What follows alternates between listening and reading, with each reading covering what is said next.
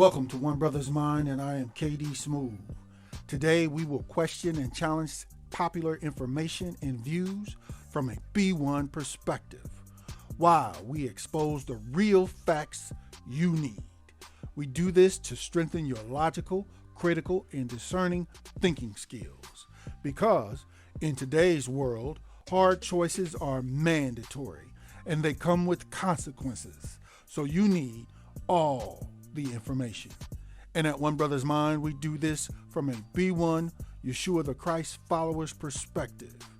Now, if you're not ready, you better get ready with Katie Smooth at One Brothas Mind. Welcome, ladies and gentlemen. We're back again with you with another broadcast today. Today we're coming back with the One Brothas Mind Sports Show. One Brothas Mind Sports. This is show number 2.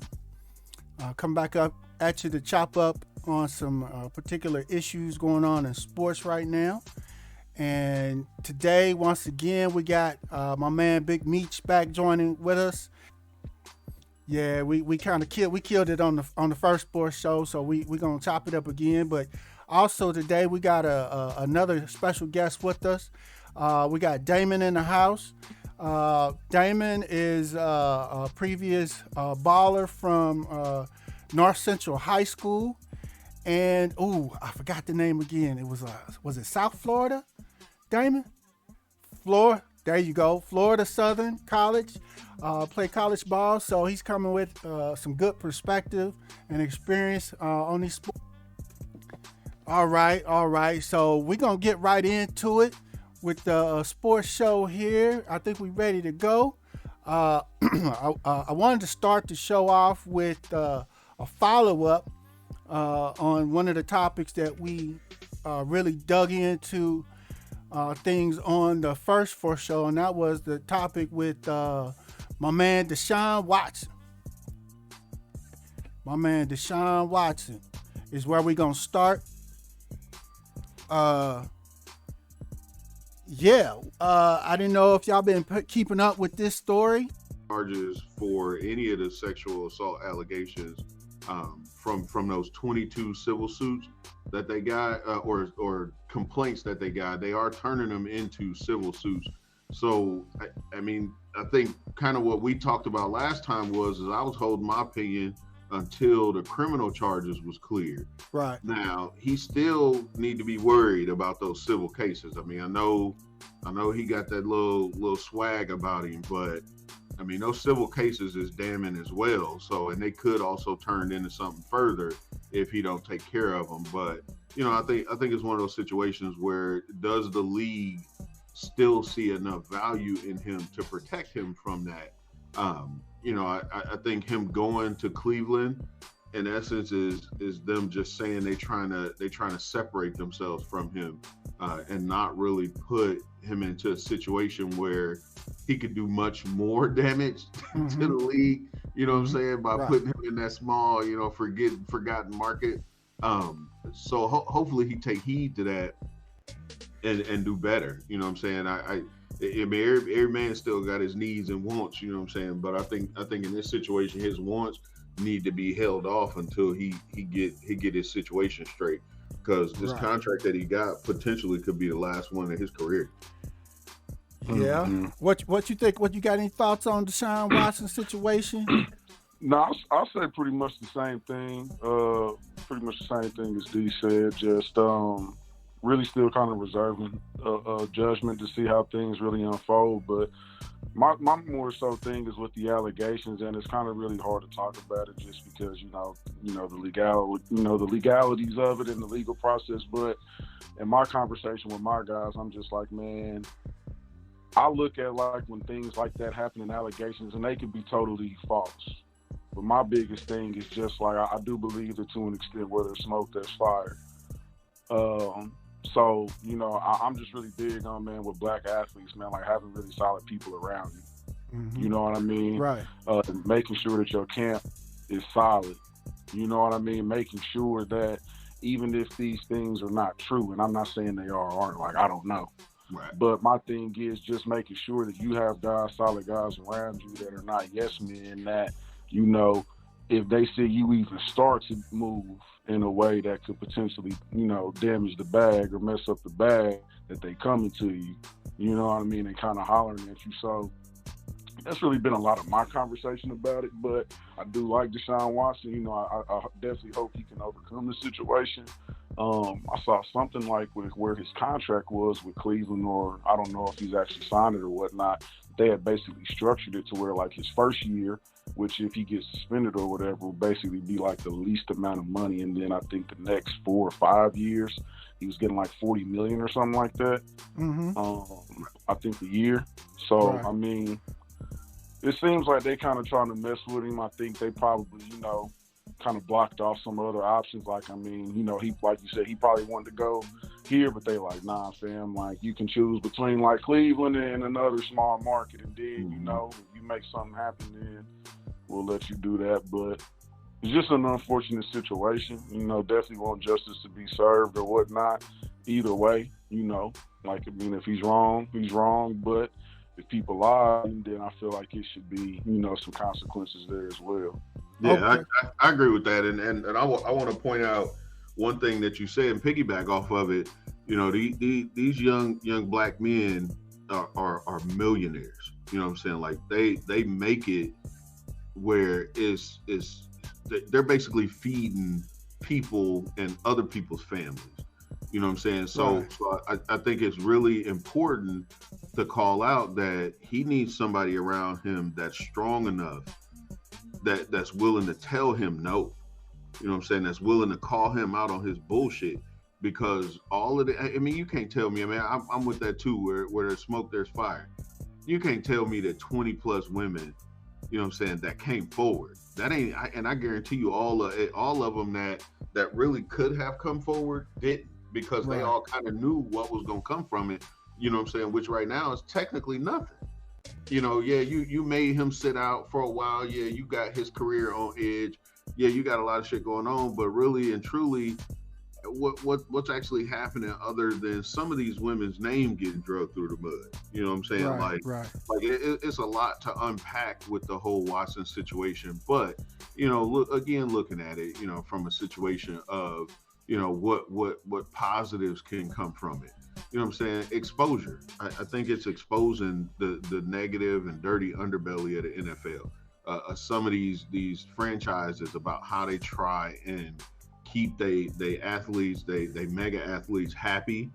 You know what I'm saying? And I think this is a situation where, again, he goes to a toxic franchise that, in my opinion, won't protect him. Whereas if they would have put him at some big name franchise, which, we talked maybe Indy, maybe Vegas or something like that, I think those franchises would have tried to protect him. Right. Whereas I do not believe Cleveland will protect him. They really are putting him in a situation where, hey, all spotlight and shine is on you. Either you sink or swim. We got this contract for you. We're going to structure it to where we give you a chance to sit back and get therapy or whatever you need to do. Right. But once it kick in, if you go back to doing what you do, if you don't have a person around you that's going to slap you in your mouth when you do something wrong, you'll be right back in that same situation. But at that point, there will be, criminal charges. There won't be the civil suits. So I think he got a second chance. Whereas, all honesty, if some of this stuff is true and they can prove it, he shouldn't get no second chance. But again, I'm with Damon. If it's not true, anybody that's out there accusing him needs to be brought up on criminal charges too. And then I'll just say, real quick, Carl, my thing is, it's just like, kind of like a lot of what I'm saying is more like on a bigger type of a platform. It's not necessarily like specific to him, but it's just like, man, we see it so many times, especially with our guys, but it's just like, when you get to that level, like Deshaun Watson is a business. Like, not like you are a business, like your life is a business. And like you said, like you take care, like it's people you were taking care of, essentially, like those are employees, essentially. Like, it is a business in every sense of what a literal business is. So, man, it's just so important to have those people, and like having those people around that are like bought in. You know what I mean? I feel like it is tough.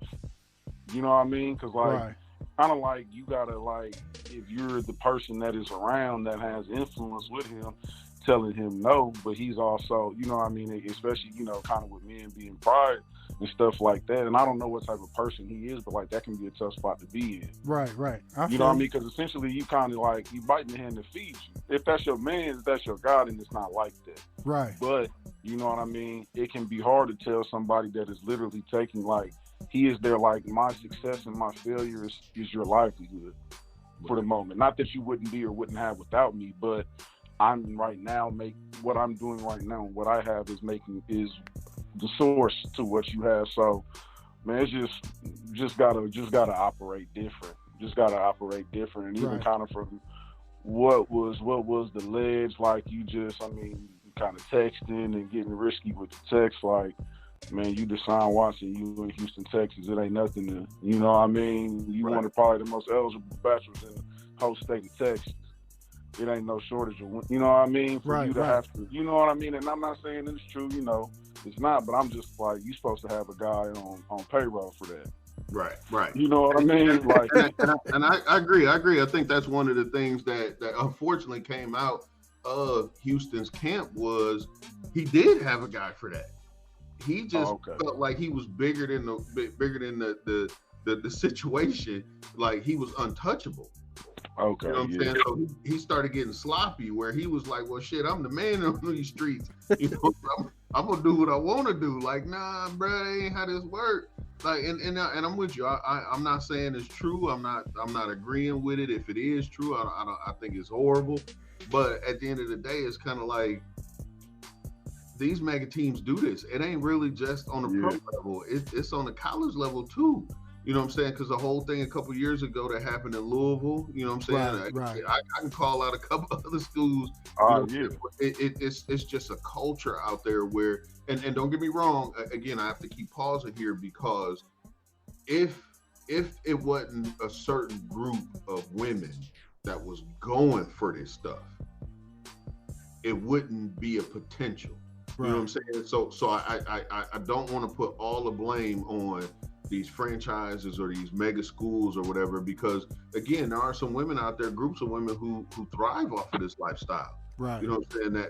That will take that extra punch, you know, that extra, you know, I'm taking it, you know, I want to play the role and then they get their payday and they keep it moving. You know what I'm saying? So right. It's just a toxic situation that, you know what I'm saying, it's an ugly situation that I think is more prevalent than what even Watson's situation is showing. Okay, I hear both of y'all, but now I got to bring the crazy. And Damon, you wasn't with us on the first show, so I'm gonna repeat a couple of the things that I dropped on the first one on this, and that is, I think it's all true. I think he nasty as hell. I say it's all true. He did it. Yup, he did it. And like D said, it's more ladies that didn't come forward. I okay, fine. Bruh like to get his little swerve on in the massage situations. Okay. And so, but with that said, and assuming that it's all true, I then start questioning the ladies. Because again, if they felt this was a harmful, non-professional situation or activities going on, first off, it was up to them, each of them in these situations, no matter where they were at, to first off lay down the rule. Okay, all we doing is massage and that's it, no extra freakiness, or however they wanted to say it. And then two, if he started to try to push when he started to push the envelope, say, okay, all right, we got to end this session, I'm out, and leave. But from at least the testimonies and interviews of the ladies that have allowed themselves to be interviewed and talked about what happened, none of them did that, right? They went along with, whether they verbally said they was cool with it or not, they went along with the whole process. Okay? And in my opinion, one of the reasons why they went along with the whole process is because, like Dee said, there's a culture out there. They knew that, oftentimes a lot of the athletes, this is how they get down in various ways. But again, I fall back on some of the responsibility on each of the ladies, as far as saying, okay, you had a choice. You could have shut it down and went home. Or, even beyond that, if you went along with it because you were scared or intimidated or whatever, right afterwards, of course, you can go straight to the police. You see what I'm saying? So I question what did the ladies do, or why didn't they do those things? If they felt violated or put in a bad situation that they didn't want to be in, at the very least, afterwards, go to the police. Go to an attorney, which will tell you to go to the police. You pursue criminal charges. That's my thing, but that didn't happen. And I'm not gonna get into all why that I believe that didn't happen.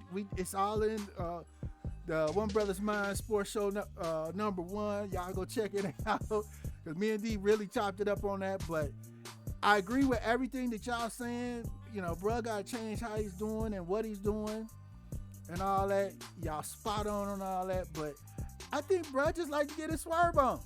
Right, and I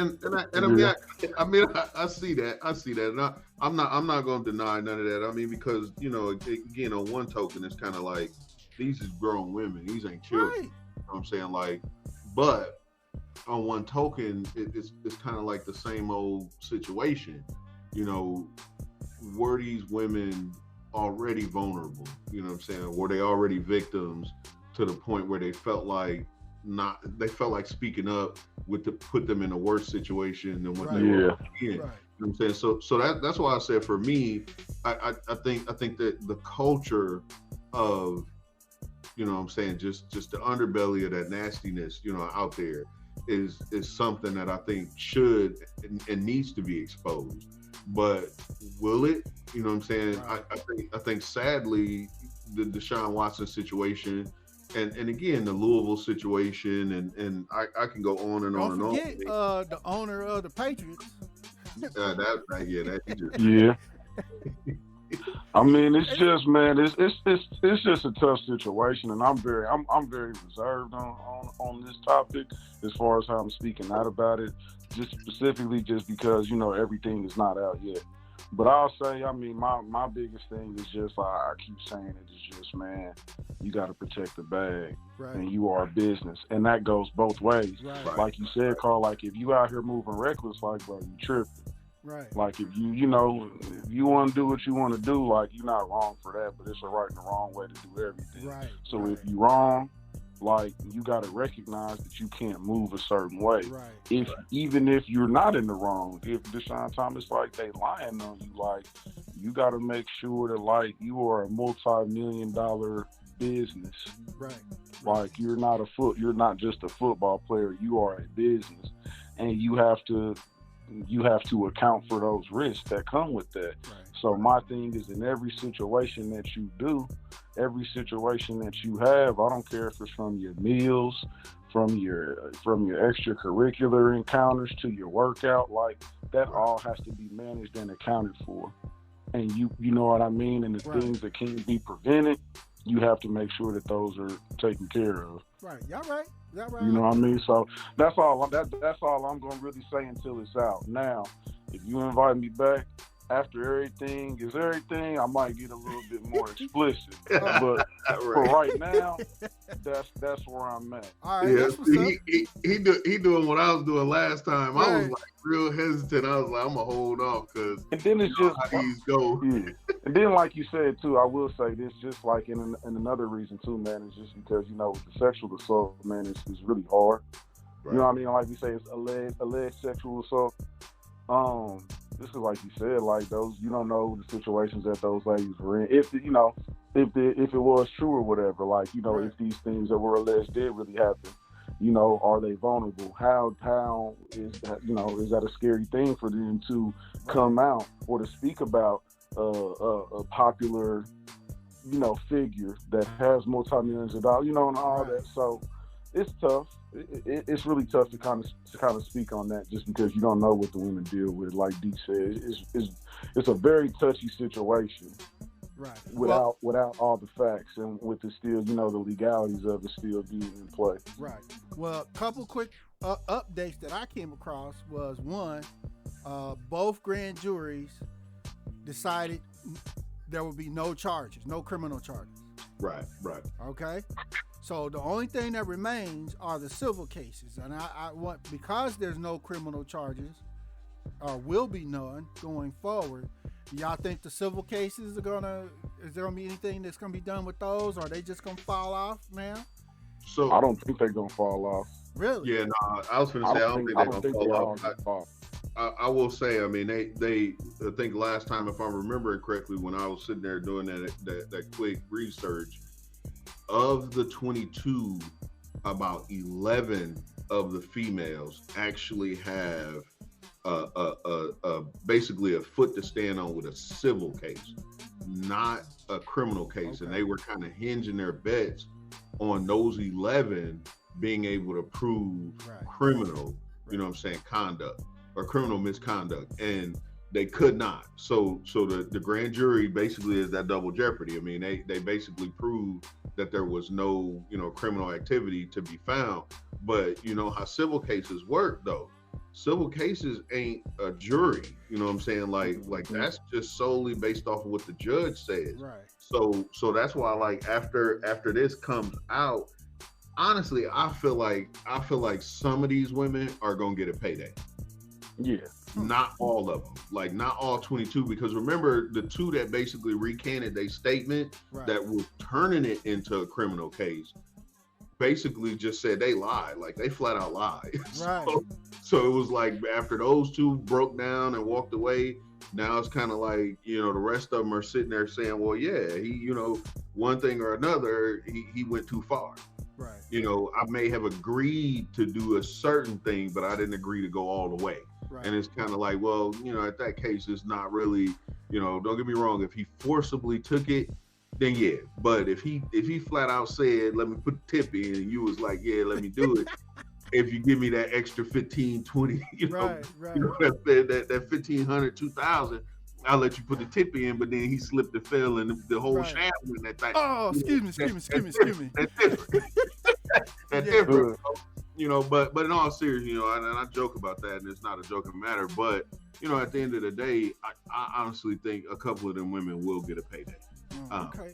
And again, based on that Russian roulette of which ones they try and choose, and if they get the gag order on those cases, this goes away. I mean, he legit needs to take heed, because he ain't Ben Roethlisberger. Right.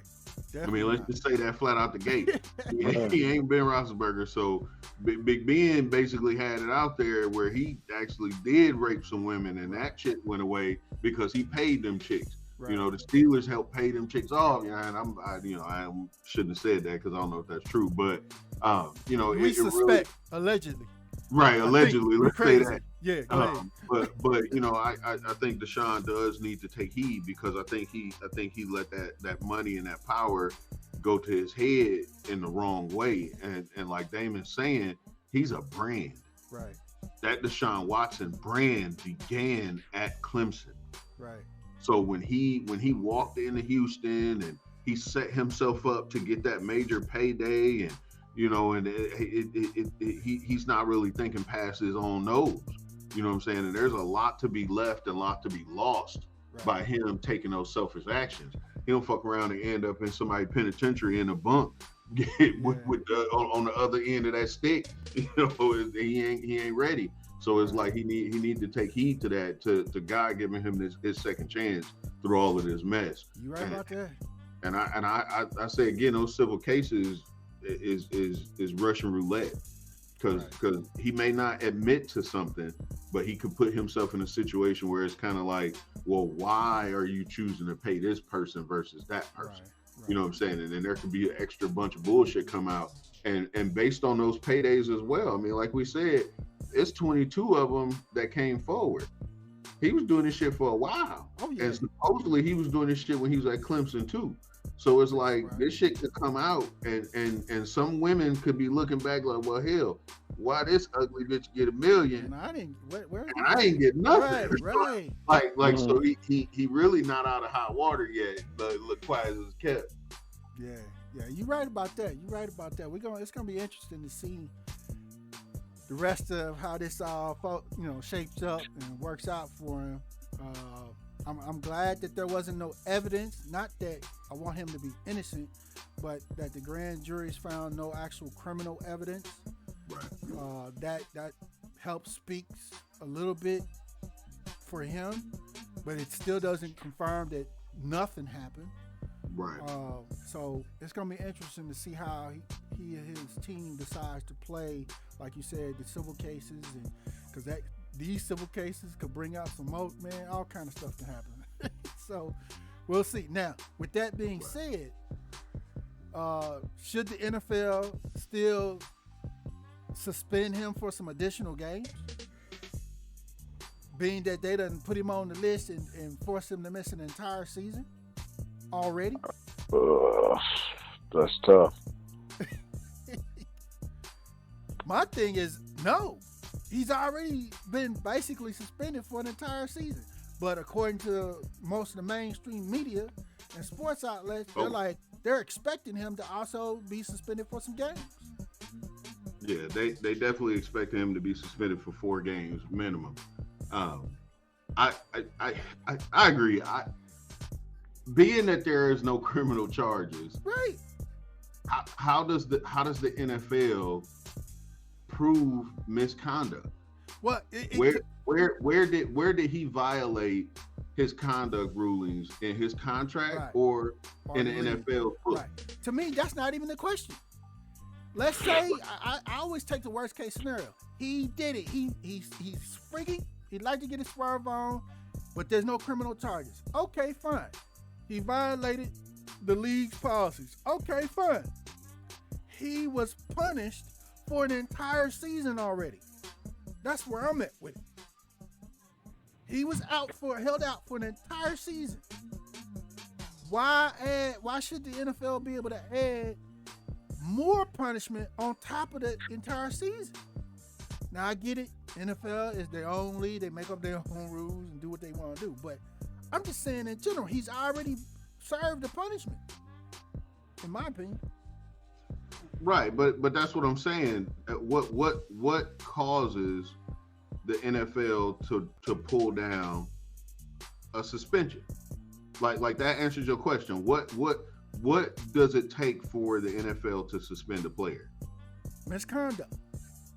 How do they prove that in this situation? Because he wasn't doing anything that basically goes against the rules. That goes against criminal rules. Well, the 2 grand juries proved that otherwise. He didn't commit any criminal. Right, that's what I'm saying. He didn't commit any criminal acts, but there but was it could still be acts. misconduct. It's a conduct. This conduct is not criminal. That's 2 separate things. Right, but that's what I'm saying. How do they prove that he violated the conduct? Like do they proof? I'm sure they do. Does the NFL have a written out or a explained code of conduct? Yes. They do. Okay, so do. then I they guess do, would have to be aligned with that then. Right, and that's what I'm saying. They do, but in this situation, I submit my question to the panel again. How do you prove misconduct in this situation? Because as he said, she said. Exactly. So my thing is, I don't think it's it is. I get your question, but I think to take it to another level, it is what percentage or how much proof does there need to be? Does it need to be proof beyond a reasonable doubt? Right. Does it need to be preponderance of the evidence, which is more likely than not? Right. Or what? It's just like kind of what level. And I think like with in the criminal realm, like proof is what without a reasonable doubt, right? Right. But then in like more civil or family or whatever, depending. So I don't know what I'm saying. I don't know what measure the NFL is looking at it, because if it's like, shoot, more likely than not, or you know what I mean, your involvement. It could be with the NFL. The proof could be that you were involved in this, you know what I mean, allegedly, or that these things are being alleged. Right. But then I would say then that is very, like, I feel like that's totally against my civil rights, that somebody can Absolutely. allege something versus me, and then you say, like, okay, then you say, like, I'm going, that would be like something at the job. Like, you at the job and you have a situation where somebody alleges something and they're like, oh, you broke the code of conduct. Like, hold on. Like, somebody just alleged that so I don't, that's just saying I don't know. But I can see it being fairly low, though. That's kind of where I was going, though, because I can see it being low. Right, and don't get me wrong, let me say this, I'm going to reiterate what I said a couple minutes ago. I guarantee you Watson and his camp were told by the NFL and the owners, this is your chance. If you fight this, I mean, I'm just gonna throw it out there. I'm telling you, before all this came public, the NFL and the owners basically told him, this your chance and you just better take it. So I think the 4-game suspension, because they basically saying he could be hit with 6, but they saying it should be reduced to 4. I don't think he's gonna fight it. Me personally, I don't think he's gonna fight it. But personally, I think that he should, because there's no proof of misconduct here. Yeah, he said, yeah, I was having sex with a couple of the masseuses. Is there a policy, or is there something against having sex with women in that conduct policy? Right. I mean, and that's what I'm saying. Like, I feel like this was the punishment for him was missing all last year, missing his bag, because we all know he could have got way more money. Right. You know what I'm saying? Like, there's a lot to unpack here, but ultimately, I think what it comes down to is I mean, he really is just in a situation where, yeah, a lot of people ain't gonna like it, but I don't think he should be suspended at all. But I think this is just a part of that package. One, you go to Cleveland, which is basically like a lost cause. 2, you finna take this punishment. 3, your bag, you basically lost it. I mean, if you want it again, you got to play your ass off. And even playing your ass off, you know how the refs and everything else go to media, you know, the women's rights movement. I mean, if he gets any endorsement deals, I'll be surprised. It'll be years before he even get a chance to do any major endorsement deals. Okay. Yeah. I looked up something on the NFL website about the code of conduct, and I don't think it answers our question. It just throws another thing into the pool. But it says everyone who is part of the league must refrain from conduct detrimental to the integrity of and public confidence in the NFL. So I'm like, it still doesn't show necessarily what the proof is, but I'm sure that it's a lot more very vague terminology that can cover, a widespread amount of things. So, yeah, it's legal jargon, basically a loophole to keep the NFL to interpret it in their own way is what that is. Yeah, I read it. I read it the other day. I was sitting there reading that, like, who in their right mind would sign on to this? But when somebody dangling a couple $1 million in front of you to just play a sport that you love, it's kind of like, well, man, I'm gonna sign that because I don't plan on doing nothing that's detrimental to the public eye or whatever, to the league. But when you think about it, I'm gonna throw another one out here. It's totally off topic, Carl. My bad. But think about when Pac-Man Jones went to the strip club with that $80-some thousand in his pocket. Right. That man got in trouble for that. Yep. like, come on now. Here's a young man decide he want to go help some young ladies get through college. Nursing school. They won't go to nursing school. This man got suspended and damn near got criminal charges because he took all that money to that strip club. Right. And I mean, they legit threw that conduct clause at him to get him out of there. Right. And like, that shit just don't make no sense. I mean, it's just the league basically protecting their own interest. When they start hearing they base of their investors. Let me say that. Right. Not the everyday average fan, but the base of the investors starting to scream like, hey, what's going on with this certain player? They really start to key in on them certain players because it is fucking up not just that own player's brand, but it's fucking up the team's brand and NFL as a whole brand. Right. Yeah. Don't do nothing to make us look bad. Right. Or we can find you. That's basically what that is. That's true. But I know we're doing a lot of back and forth, but bro, I agree with you, man. If there is nothing criminally proven or there has not been anything in the court of law that a judgment has been made on, he should not be suspended. Right. But if there is a legal decision made that shows you were wrong, you should definitely be suspended. No ifs, ands, buts, no questions. But until that due process, plays out all the way, I don't think they should. I don't think they should. I think they should let him play. I'm no bullshit. Like pregame. Soon as that motherfucker pregame come on, he should be out there suited, booty, ready to play. But the moment some conduct happened, or some legal stuff really happened, that's when he should be suspended. I agree. I'm with y'all. But here, real quick, y'all. Yeah. So, one additional question that I have for y'all is, what do y'all think about the $250K, I believe it is, guaranteed that the Browns are paying Deshaun? I don't know if y'all had any thoughts on that. No, I mean, I think for me, I think he could have got a lot more, to be honest. Really? Okay. I think he could have got a lot more if it wasn't for his legal trouble. Yeah. Okay. You got any thoughts on that $250K guaranteed is the problem, or the issue? Damon? Nah, I don't really have.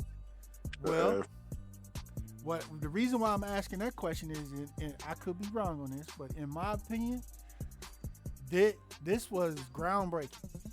Because as y'all know, most NFL contracts, they're the top stars, there's a little bit guaranteed in it, but most of it is not guaranteed. His entire contract, the entire $250K, is guaranteed. You mean $250 million?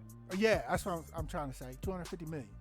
Right. It's all guaranteed. So this is groundbreaking. This is new. Nobody's done this before. So in my opinion, I think this is going to open the floodgates and the doors on at least the top NFL athletes and players getting their full contracts like this one, or the majority, a percentage of their contracts guaranteed now. Because as they've always looked at it, they're like, okay, anything can happen to me. Yeah, I signed this contract, but if it's not 100% guaranteed or 80% guaranteed, I can get hurt and my career's over tomorrow. And I ain't got this money that's on this paper. It goes bye-bye. As well as somebody could just accuse me of something like they did to Sean, and boom, poof, it's gone. My money gone. It's like, but if my stuff is guaranteed, no matter what happened, then I have the security that I need for me and my family, no matter what. You see what I'm saying? Mm-hmm. So we'll see, but I believe this is gonna, especially like the top, I want to say maybe 20 or 30 players in the NFL. I think they're guaranteed. They're gonna say, "Hey, I gotta have that Watson deal. Give me the guarantee. I'm not risking life or limb anymore to play for y'all. If y'all give him guaranteed coming off of this scandal, I ain't got no scandal. Where my guarantee?" That's what I think is gonna happen, but we'll see. We'll see. Yeah, I mean, I see where you're going with that, man. But I just for me, did he get a sign-on bonus? No, his whole contract, the whole $250 million is guaranteed. I mean, because I still, me personally, knowing where he was going and what he could have got. Yeah, I see the 250, but again, look at Patty Mahomes. Right. This motherfucker got a $500 million contract with $140 million guaranteed, with a sign-on bonus of I think it was close to $60 million, if not over. Right. I feel you. So I mean, he could have got more, man. I'm just saying. But it was the 250 guaranteed is unprecedented, but it's still, I think he could have got more. That was his market though. With the scandal, that's his market approximately. 250, maybe 300 at most. But for 100% to be guaranteed, I don't know. We'll see. Yeah, we'll see. We'll see. I like the 100% guaranteed. That's what's up. Right. Whatever the number is, that's what's up. All right, so we're gonna move on. Go to the next topic here. I just want to see what y'all think about this whole new NFL coaching rule. The rule where each team is now required to hire a. I think the rule reads a minority or a lady or female in a leading offensive coaching position. So basically, they have to hire a black person and or a lady in a leading offensive coaching position.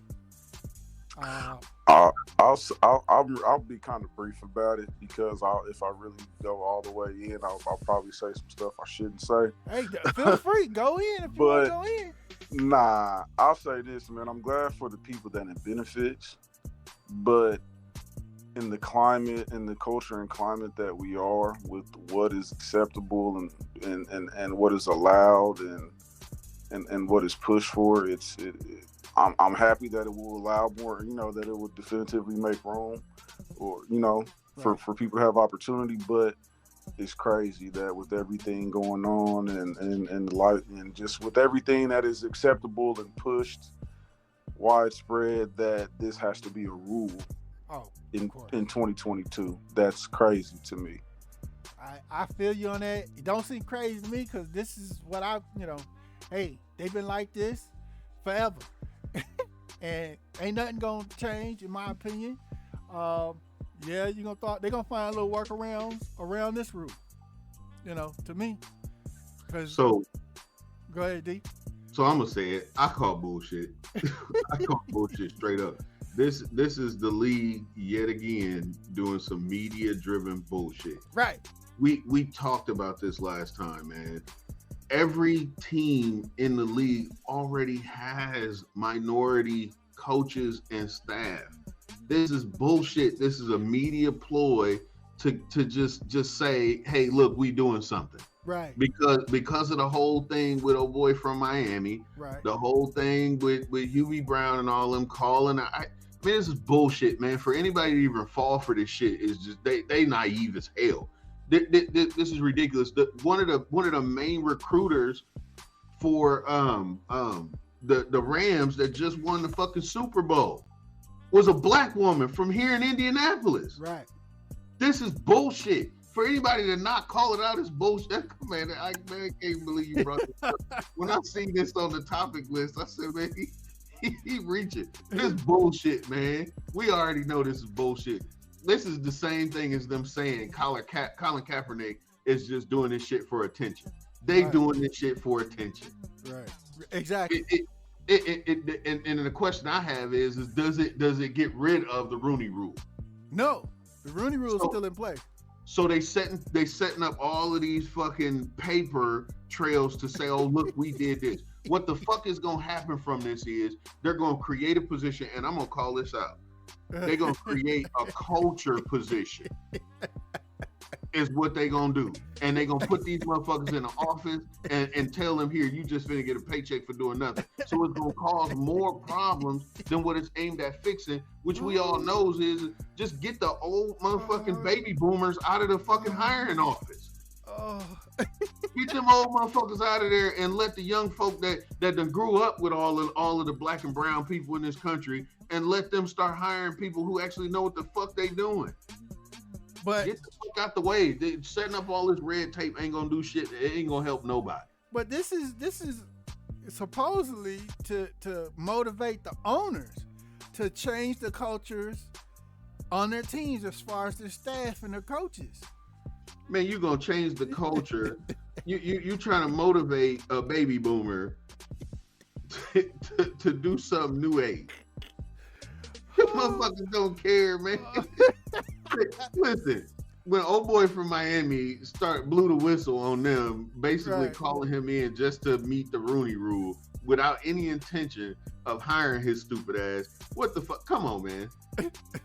What's this gonna do? All this is gonna do is to say, oh well, we just need to add one more person to the staff. Yeah. And I can guarantee you, most teams that's already sitting out there with a substantial amount of black and brown people and women on their staff are sitting here looking like, oh, this shit don't affect us. We don't care. Right. I even heard one team, and I want to say it was the Washington Commanders, already announced that was it them? I'll have to get myself corrected if I'm saying it wrong, but it was at least one team in the NFL already announced that they weren't even going to have an offensive coordinator. The head coach, I think it was the New England Patriots. It's Belichick. They announced they were no longer going to have an offensive coordinator. Why he need one? Well, that's a good question. He don't listen to nobody no damn way. but at the same time, that's a workaround around this rule. If we don't have them, yeah, it is. No, it's not. How it absolutely is not. Because all that does is pass the buck. Now he need to move it to a different road. Who needs? That's all the fuck that is. And I can tell you, Bill Belichick ain't gonna have no problem with this shit because he already employs black people and women. Okay, I agree with you on that, but I'm just so saying. He gonna be one of the motherfuckers. Him and Kraft gonna be like, this shit don't bother us. All of them are saying that. All the owners are saying but that. But he is right at the top because he got a lot of motherfuckers. Come on, man. He got motherfuckers Samoans and Indian motherfuckers and Mexican motherfuckers that he got coaching jobs in the league. Yeah. So I agree with you 100%. This is BS. It's just, paint over a hole in the wall. Spade, man. This is bullshit. this is to get the media off their back because of old boy's lawsuit against them. I'll put it this way. This is the Jay-Z move. Yeah. I think we're done. I think we're done with kneeling. I think we're past that. Yeah, this is another Jay-Z move. That's all that is to me. I don't know. And then I'm sitting here reading a couple of the motherfucking articles about the shit, and the biggest thing that, as you can imagine, most of the motherfucking internet thumb thugs is saying is the pay. The way they gonna be paid is bullshit. Right. Get the fuck out of here. Even if they were being paid by a grant or some shit, they still gonna get paid. That's not the intent. Yeah. The purpose of this shit is to basically say we already have enough black people and women in key positions on the team. It may not be head coaching jobs, but they play a vital role. So what we need y'all to start doing is we gonna highlight the fact by saying now we have made a policy that says that every team has to have a black person or a woman on staff. So what's going to happen? Hold up. That's not the policy. The new rule is they have to hire a black person or a lady in a head or basically the offensive coordinator's position. It says offensive assistant. Okay. That does not say coordinator. Okay. It says offensive assistant. Now, here's the thing. The BS part of it is because they said, let me put it that way, that they're doing this to try to, or because most of the head coaching jobs in the NFL are coming from the old coordinators or top offensive assistant positions in the NFL. Right, but I submit to the panel, of the best offensive coordinators or defensive coordinators in the league, and then when you go behind that is the assistant. Right. Name me how many of them are black. There's a few. There's quite a few already. There's a lot of them. Yeah. But what happens is don't get me wrong, and we know this, and we gonna dig into this, and Damon, I know you're listening, but we gonna dig into this because what happens is you get into a situation where in America, what turns around to happen is that instead of addressing the minority problem, what they do is they turn it into a female or a woman problem. Yep. So what's going to happen is there will be quite a few women who will be promoted to these positions, and black and brown men will still be left behind. Yes. So what I submit again is bullshit. Yeah. Because again, a lot of these like assistant and coordinator positions in the league for most of these teams is either already a black man or it's like a minority. And when I say minority, I mean like an Indian or a Mexican, a Samoan or something like that.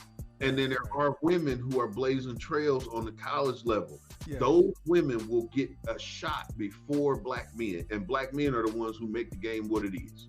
You're as far as some of the people in mainstream media, that's exactly what they're saying, that they should have made both of them separate rules. You had to put somebody black in so they couldn't do exactly what you just explained. Yeah, they should be separate, but I can tell you they will not do that because they don't have to. Because what's going to happen is next season there will be, and I'm gonna tell you who's gonna do it. Fucking Fox Sports is gonna be the first one to run it, and then ESPN and everybody else gonna come from it. There's gonna be this bullshit statistic of a pie chart or a graph that comes up and says, well, this is what the coaching landscape looked like last year, and then the rule is working. Here it is now. That's bullshit. Yeah, you're right. I agree. I couldn't have said it better. Maybe I probably would have added 2 more MFs in there, but I couldn't have said it. I'm just calling it, man. I'm so tired of these Band-Aid fixes and them thinking that this works.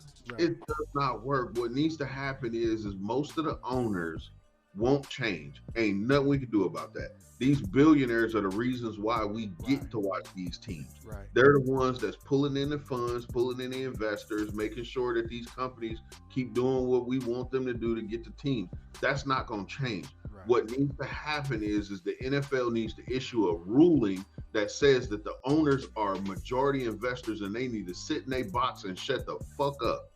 That's what needs to happen. And then let these teams through attrition begin to start to hire the players that want to be coaches who knows and can experience this shit. The sports, like goddamn people that go to school to major in academics and sports medicine and all this extra shit start to be pulled into these roles that otherwise when the NFL first started was just a bunch of people's friends. Okay.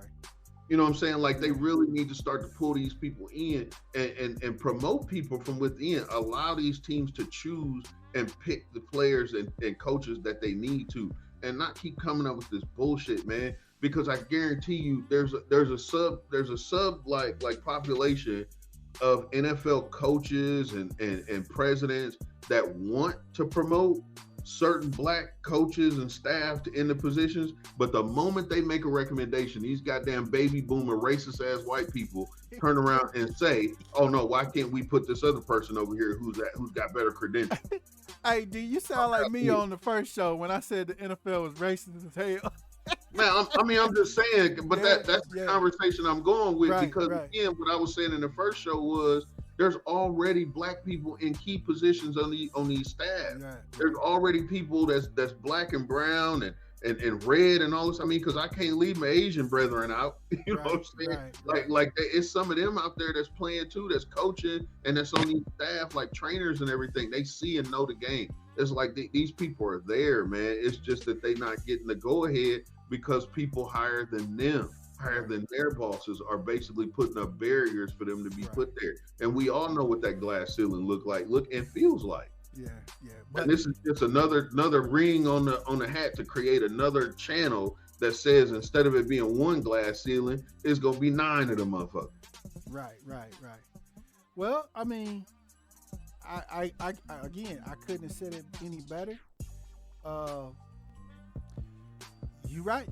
I agree. The only other 2 things I would add to it is there have been people talking about that the NFL needs to address their nepotism because that's contributing in a major way for a lot of black coaches not getting head coaching jobs and opportunities.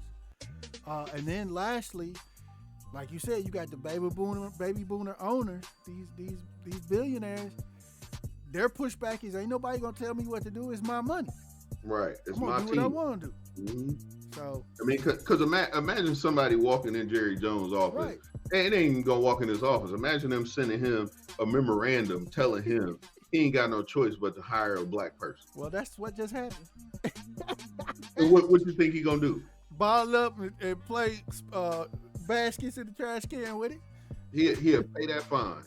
Yeah. Yeah. So it's gonna be interesting to see what comes out. I agree with you. I don't think it's gonna do nothing, but what you said with three more MFs. You got me want to look up the Cowboys coaching staff. All right. So while you do that, we're gonna move on. Look, I'm gonna tell you straight up. The assistant head coach for the goddamn Cowboys is a black dude. The tight ends coach is a black dude. The running back coach is a black dude. Come on, man. Okay, but here's the problem. That's not the problem. The problem is ain't none of them gonna get head coaching jobs. The assistant head coach? Ain't none be enemy. It's not. He's been waiting on a head coaching opportunity for like 3-4 years. Man, it's Rob Davis, man. Leftwich in Tampa. He should have already got a head coaching NFL job. Ain't got one. He finna get one. He deserved one. Right. All of he probably about to get one soon. Right. He definitely about to get one. After this season, he gonna get one. Because they gonna still be a Super Bowl contender even without hearing. So, when is it gonna happen? But I submit to you, brother, what this rule is intended to do is it didn't already happen. I agree. It's BS. I agree 100%. Man, look at it. Man, I'm looking at these coaches, man, and I hate to say this because it's the Cowgirls, man. Majority of their coaching staff. Black. Yeah, I agree. All of their strength and conditioning coaches is black, all three of them. Yeah. Okay. All right. So we're gonna continue to laugh at this rule and know it is what it is. So with that said, we're gonna stay in the whole NFL issues. I want to get y'all thoughts on the whole Tampa Bay, Tom Brady retiring, and then all of a sudden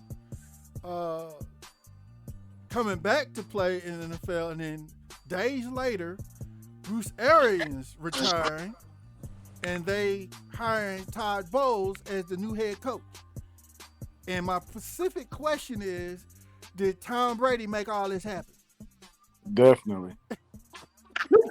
Next question. Okay. And I'll say this: I've been a little bit more quiet. I'm not like a super big football guy. I'm more basketball related, so I'll definitely be more active. But I mean, it's Tom Brady. Like, it's Tom Brady. He's the puppet master, or not even necessarily that he's the puppet master, but you're gonna give Tom Brady what he wants, or what he decides that he is going to do determines then all subsequent actions of the franchise. Like, it just has to happen. I can get another Bruce Arians, I can get another whoever. I'm not getting another Tom Brady. You're right. So I mean, and it's just like I'm sure it is a lot of hard feelings over there. It's just like, Bruce, come on, Tom is coming back. Just come on, take this position, man. We're gonna take care of you. We're gonna look out for you. But yeah, it's about over with for you over here. But we still gonna take care of you. We still gonna look out for you because we like you. Just, just come on over here. Right. You ain't gotta worry about it. You can be up in the press box during the game, have your little cocktail. Just sit back. Yeah. Just sit back and chill. You know what I mean? But yeah, that's a short question right there. Most definitely. I hear you. Most definitely. Hey man, I'm with you, but I'm still looking at these coaches' rosters. It's all over. The rule is already. Hey man, you know who the Colts offensive coordinator is? Black dude. He Mexican, man. Okay. It's already in place. I agree with you. I already knew it. So yeah, you right. You called that one. Oh God, man, my side hurt. I'm over here crying laughing. You called that one. 100%. Oh man. Like I said, it's the NFL's new Jay-Z rule. I think we're past kneeling. That's all. It's just smoke screen. Man, they just need to get out their own way, man. That ain't gonna happen. That ain't gonna happen. So I am happy. I am happy about the whole Tom Brady coming back, and Arians retiring, and that whole situation. Right. I think that's good. I mean, I do agree. I think Brady had something to do with that though, because Arians probably was like, Well, if Brady ain't coming back, I don't want to leave my homeboy like that, because they gonna feel like if the team fall apart completely, Right. it's his fault, you know. And Brady was like, "Fuck that, let's do it. I'm coming back. We're gonna make sure we still make this goddamn Super Bowl run. If we just so happen to get in, it's gonna really make him look even that much better." Right. Okay. So, yeah, I agree. I So, agree. a follow-up question, and I'm just gonna ask you. So, if, according to reports, Brady had so much of a problem with Bruce Arians, right? If that relationship, if Arians is that jacked up to where Brady retired to force Arians to retire, does this help add credence to AB's situation and story and experience in Tampa Bay? Fuck no. Fuck no. Why not? Go ahead, Dame. I'm gonna shut up, man. I'm gonna let you. And well, I'll say this, man. I don't know the extent of AB's mental health status. So I will tread lightly to an extent. But AB's foolish, man. Or like, man. Hey, Uncle Sharp said it best. Yes. That motherfucker's a clown. My Can you believe he asked the question why he ain't being offered a max deal by somebody? Yeah. That motherfucker lost his damn mind. Ain't no way. Yeah. Okay, Somebody but is, I can understand the mental health, whatever. But man, at some point, there's got to be some type of personal accountability. I feel like one thing that we will do for our people sometimes is we will kind of give them too many excuses and too many chances. Man, AB dead wrong. He after chance after chance after chance after chance. If he has mental health issues, he has had. And it's kind of unfortunate that he even kind of gets the benefit of the doubt of talking about that, because, man, people have gone above and beyond for you. People have stuck their neck out for you. You have the best access to care and resources to address any mental health issue, if you even have mental health issues. Right. You have resources, access to the best care. So, I mean, it's just like those kind of excuses are dumb, man. Like, Brady stuck his neck out there for you. This man invited you to his home, and you made him look like a fool over something that was, you know what I mean? Like, it's petty because people's not kissing your butt. Like, come on, fam. Like, just like, bro, at the end of the day, like, Tom, it's kind of easy to wipe your hands with somebody like, man, I literally invited you into my home. I stuck my neck out there. It's not really like that, because, I mean, you're not going to tarnish Tom Brady's name. You just look stupid. But at the end, like, I'm good with you, fam. But like, yeah, right?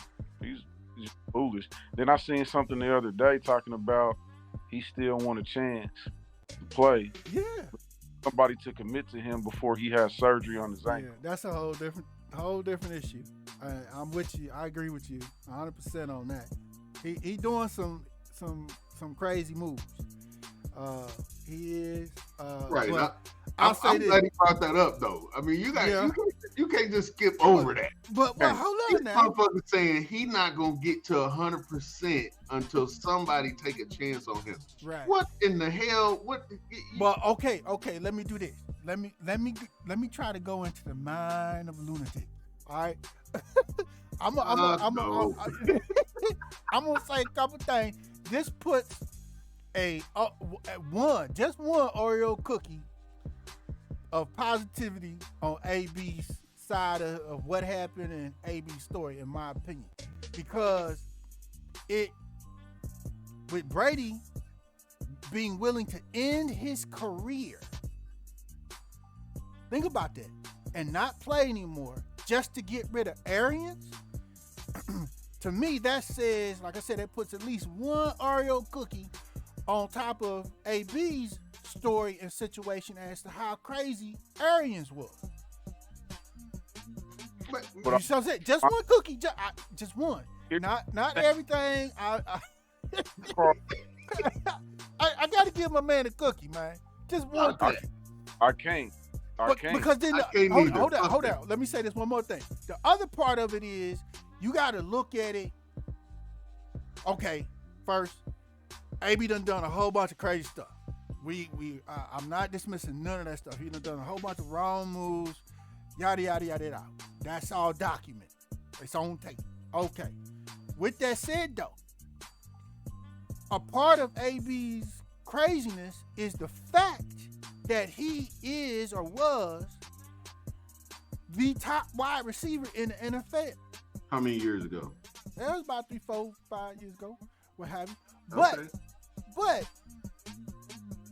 being at that high production level when there's maybe, if lucky, a handful of other receivers that even came close, AB is going, man, I didn't already put my output on tape. I didn't already put it on tape at what you can get out of me. And Right, but in Tampa Bay, they limited me in Tampa.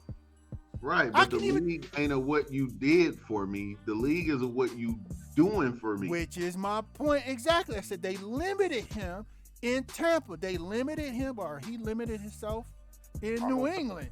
He definitely limited himself in Oakland. I get it. But he has not had an opportunity to be fully or full-time receiver or a number one option, which I believe he still could do if he's healthy. Man, listen. The NFL is not the NBA. I know. One player don't dictate shit in the league. Not even Tom Brady. And Tom Brady is fired. Tom Brady the GOAT. I don't know if he got him fired. I believe Tom Brady the GOAT. And if Tom Brady could do and say what he wants to, he'd still be in New England. Right. There's not one player in the league history in the NFL that can dictate what the fuck they want and when they want it. Not one. And it damn sure ain't gonna be AB who has proven that he can't be trusted. Not just with the owners, not just with the NFL. He can't be trusted with the homies. So what the hell? Why I'm worried? I mean, you going live and doing all this extra. Come on, man. Yeah, I agree. I'm with you. I just had to give my man one cookie. I ain't giving him shit. You know. Nah, yeah, he's all up. But my thing is, he limited. My thing is anything that any lack of progress, any lack of achievement, any lack of notoriety, whatever, however you want to say it, man, that's his fault. Mm-hmm. Like you have to, and that's part of being a team. Like it would be different if they just had a bum receiving core. You know what I mean? Like they got dudes that are just as good. I mean, talent wise, you might be the best talent, but the dudes are good. Like they're good. You know what I mean? And I don't have to worry about all the other stuff that I got to worry about with you, bro. Like that's right from a coaching standpoint. Like you said, this ain't the NBA. Right. Like, you know what I mean? This dude's, it's just not like nobody's going to have that power. Right. Especially you. And then, like you said with Arians, man, like, bro, I don't know. It's just the excuses run out. You done did too much. Like the excuses ran out. But check this out, Dave. Ran out. Arians was an asshole when he was in Arizona. So yeah.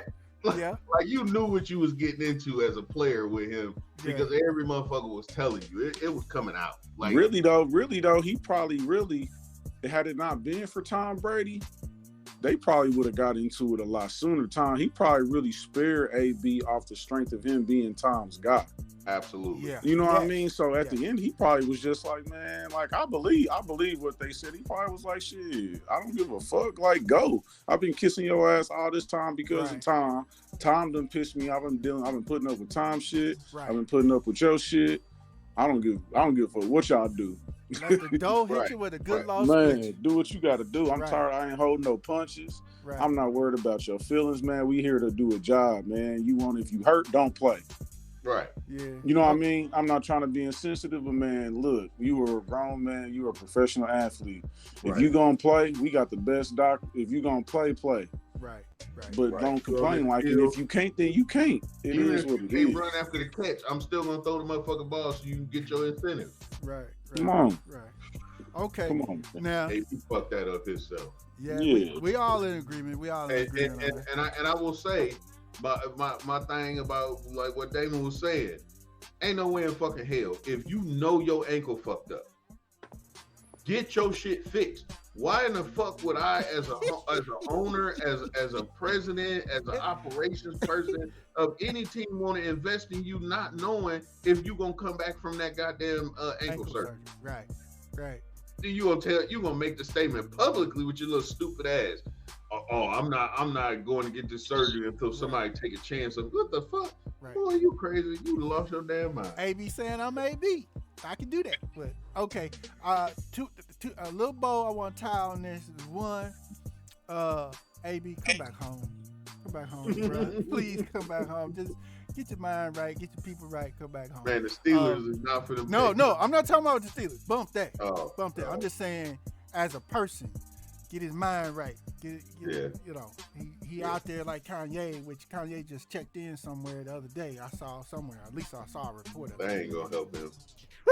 But the last little note on this Tampa Bay and AB and Brady story is, Damon, on the first one, Meach let the cat out the bag on the perfect landing spot for AB, and I think it's even more gonna happen now in the NFL. You ready for it? I'm already can I guess? Yeah, go ahead. Guess. What you think? I'll say Oakland. Nope. Go ahead. It's worse than that. It's the worst place you could ever think of. Kansas City with Mahomes.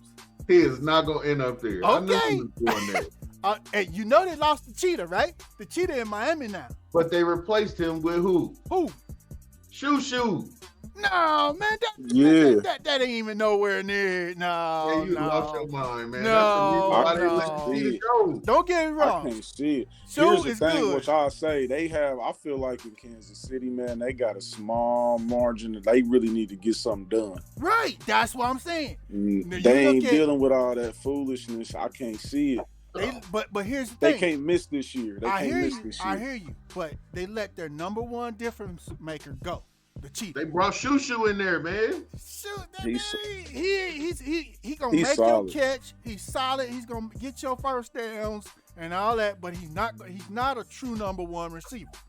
He was the number one in the Steelers. Because we ain't heard nobody else when he was in that first year. Plus, AB was on the other side of him. Everybody was doubling AB. I'll say, I don't know if I want to put throwing all my chips in on Juju, but you can.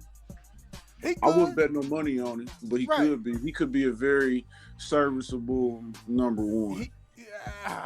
He could. He a 1.5. Serviceable. That's middle of the road. I get you. He said 1.5. He a 1.5 to me. He close, but he ain't that dominant. He ain't that guy. He's not. No. He's not. That's what I'm saying. With them that lost the cheetah. Wait till he get with my homeboy. He's gonna be better. Yes, he's gonna be better. Because Mahomes gonna get in the ball. Him open. He gonna be setting him up. It might be crazy. Okay, man. so Carl, let me propose this to you. Though. Okay. Let's look at it for real. Okay, so let's say Kansas City commits to him tomorrow. Right. He gets ankle surgery. Roughly, how long is he out for ankle? He gets. Let's say he gets surgery sometime in April. Okay. When is he back?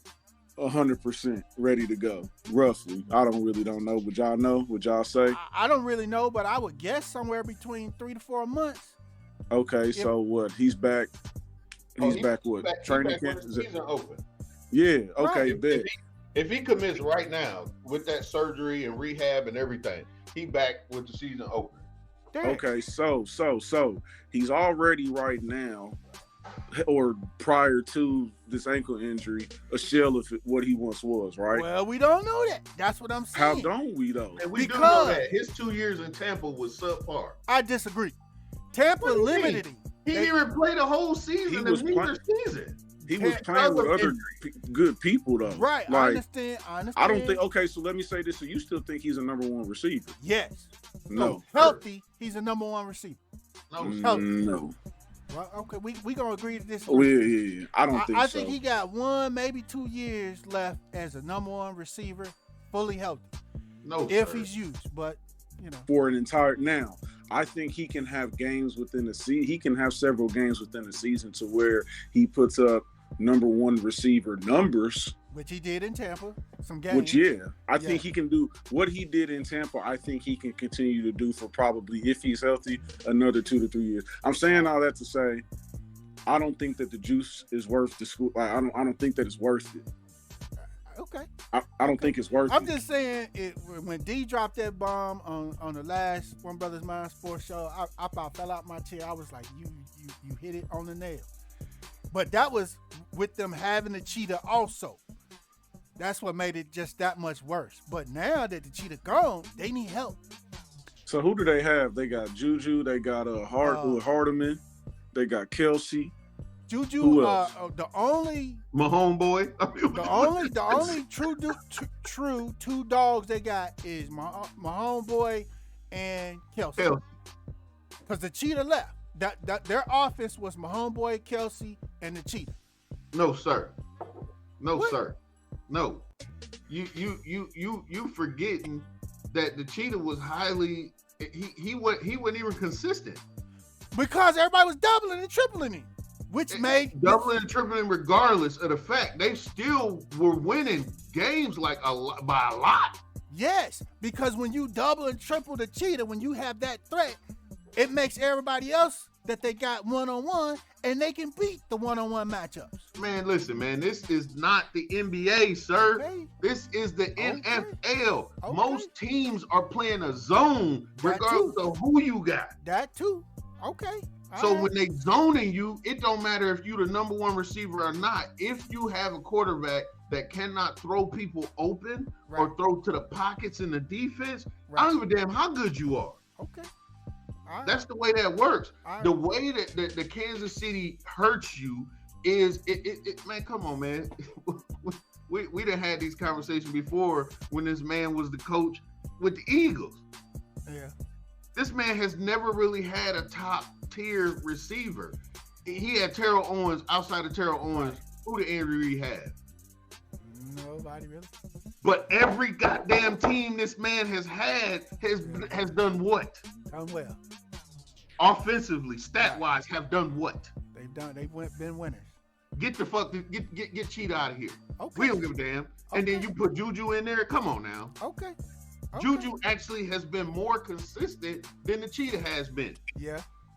So imagine that consistent nature for my homeboy. The only other motherfucker that's been consistent for him is Kelsey. Right. Now you give him somebody that's gonna be consistent. Shit. Okay. You'll forget who Cheetah is next year. All right. Everybody gonna be like, why didn't they make this move before then? Okay. All right. That's the way that works, man. It's just the NFL, and I get it. The Cheetah gonna thrive in Miami. Right. Ain't nobody else there. Yeah. Teams feel like they don't have to play a zone defense against them because why? There's nobody there. Right. The offensive schemes that they play is so goddamn basic that anybody can block, anybody can guard them. Right. Teams will go one-on-one heads up with every single one of them player. We gonna see how good the Cheetah really is. Okay. That's what's gonna happen. If he don't have damn near 2,000 yards receiving with Miami, I'd be surprised. Okay. All right. Okay, I agree with y'all. All right. But the good thing is we get to see what's gonna happen. If he signs with somebody, or especially like KC, we'll get to see what happens. He'll be in Cleveland. With Deshaun? With Deshaun. Oh my God. Okay. They gonna ball out. It can happen. They're gonna ball out. That's gonna be crazy. I would not be mad to see that at all. Okay. Even though I don't really fuck with boy. Right. So look here, man. I'm looking at AB's stats, man. It's not good, man. Okay. All right. It's not good. All right. This man in 2020, mind you, only played 8 games and missed the Super Bowl. Right? Right. 45 receptions for 483 yards. 4 touchdowns. Right. That's it. Okay. 6 20-plus receptions. That's it. Okay. And then 21, still not healthy, got suspended, all that extra good stuff. 7 games, 42 receptions, 545 yards, 4 touchdowns. All right. 10 20-plus. So, I hear you, man, that he can still play. but that window's closing, man. Yes, you're right. I mean, his peak career was 2014, 2015. Those was his two best seasons. Oh yeah. He had in 2018 he had more touchdowns than he's ever had, but 2018 was when they had old boy at running back before he got hurt. So he was wide open because everybody was trying to pack the box to stop the run. But he didn't put up numbers wise, yards and all that, but he had more touchdowns. But his best receiving season was 2015. He had 1,834 yards, 136 receptions. And if I'm not mistaken, I think he led the league in receptions that year. Oh, of course. Mm-hmm. Oh yeah. So I agree. We just only disagree. I want to see him. I'll put it this way. I want to see him potentially get a shot, one last shot at being a number one for some team with a decent quarterback. But my thing is, that's all. His lack of opportunity will not be due to a lack of talent. That's all I'm saying. You're right. Oh, you're absolutely. Right. I agree with that. It's due to a lack of sense. Due to a lack of sense. That's what that is. All right. Okay, Damon, we got one more football topic, and then we're going to go ahead and start getting into some of the NBA stuff. Last football topic, I wanted to get y'all thoughts on the Steelers hiring my man, the head coach or ex-head coach from Miami, the Brotha. Did y'all have any thoughts on that? That was a pretty bold move by Tomlin to hire him. Any thoughts there? I'm gonna say this out loud. I can't prove it, but I'm gonna say this out loud. I think the Rooneys is the reason why he was hired, not Tomlin. I agree with you. Because the Rooneys has always been a stand-up family, a stand-up owners. Like they are just different. They are different. They got an eye for talent, everything. So they are different. So to me, I think as soon as they heard that Miami had fired him, right, and nobody else was really interested in him, they were sitting there trying to figure out how can they pull him and get him on their staff. Right. Because in all reality, I think if it's not an opportunity to get Leftwich in there some way, it's an opportunity for them to reload for when Tomlin does decide to retire. Right. If he stays, I would be perfectly happy with him taking over when Tomlin decides to leave. Perfectly happy because he's an outstanding coach. Right, because the areas where what's the name need to improve, I think Tomlin can help him see and understand that to make him more of a well-rounded coach. Right. And that's why I said for me, I just feel like the Rooneys had everything to play and to gain by pulling him on their staff.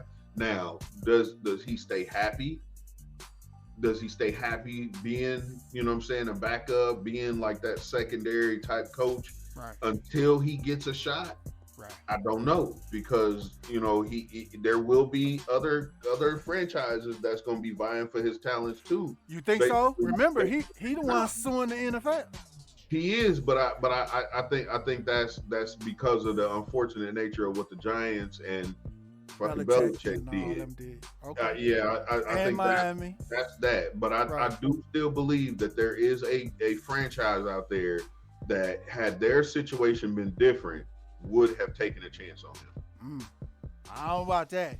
He is a good coach, man. I mean, you can't say that he's not. Right. For when he was an assistant coach or a coordinator, I mean, he's a good coach. So I think there was quite a few teams that had they not signed contracts with certain coaches and they not in their own thing, I think they would give him a chance. Just like Leftwich, I guarantee you after this season, Leftwich gonna have people beating his door down. I'm gonna hold you to that. We got you on recording, D. So, oh yeah, absolutely. We'll be able to rewind and check. But I'm telling you, man, I think he gonna be if he can be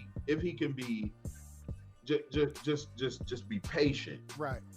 I believe the Rooneys agreed to or asked for him to come on their staff because he's a young coach and Tomlin's already been there for damn near 20 years. Right? No, Tomlin got about 11, 12. Yeah, about like he's a little over 10 years. Right. So I mean, it ain't like he finna be sitting there trying to make no 40, 50-year career Right. out of being Right. a coach there. Right. I mean, he's in essence in his rebuilding phase right now, and if he can't pull it together, don't get me wrong, I don't see the Rooney's trying to fire him, but I do see him on a short leash right now. I agree. So it's like get a good another 3 to 5 years out of Tomlin, and then let Tomlin decide what he want to do. Right. I agree. And you reload it. You basically reload it with another young, like coach that can see the game from a different perspective. Right. A winning perspective at that. Right. So that tells you what we're gonna be doing to the Packers going forward, right? But anyway, any thoughts, Damon? Nah, I'm pretty good. I ain't really been tapped into it like that. Okay. All right. Now we're gonna move over. We're gonna switch on. Man, y'all could never, man. I'm just Damn even if we get another coach, because I feel like LaFleur's is not that dude. Okay. Even if we get another coach, y'all still wouldn't be on the winning circuit with us. All right. So this one we already chop up on the whole NBA issues. We're gonna get into a couple of those. This first one we got to talk about this issue with the Suns owner and what's going on there. Just a couple of quick notes about the issue. This has been going on for a while, y'all. There's been more than 70 employees that have actually come out and given several, I want to say testimonies, but it ain't been in court, but just witnesses to the stuff this dude has been doing. Of course, the N-word, they saying he's been using the N-word, the full N-word several times, multiple times. Different people have reported, in addition to that, lewd comments to female employees and staff. One example was he was said to one of his previous coaches, why does Draymond Green get to run up and down the court saying the N-word? And he didn't just say N-word, he said the whole thing. Why is it okay for him to say it and not me? He also, it's been reported that he passed around a bikini pic of his wife and made lewd sexual comments about their sex life to staff. And also it's been reports that literally the people in the HR for that franchise, instead of receive the complaints that they've received, instead of receiving them officially and handling them properly, they've literally told those people and had actually physically met several staff members that have filed complaints or wanted to file complaints. They met them in the parking lot and told them you'll be better off just suing the franchise, because really nothing's gonna happen here if you would. They didn't say that last part, but they told them you're gonna be, if anything, you'll be better off just suing the franchise, because of the biggest fear of a lot of retaliation and all this whole culture and climate that this dude has in place there. So there you go, Damon. I don't know if you got any thoughts on what's going on here with your boy, the Suns owner.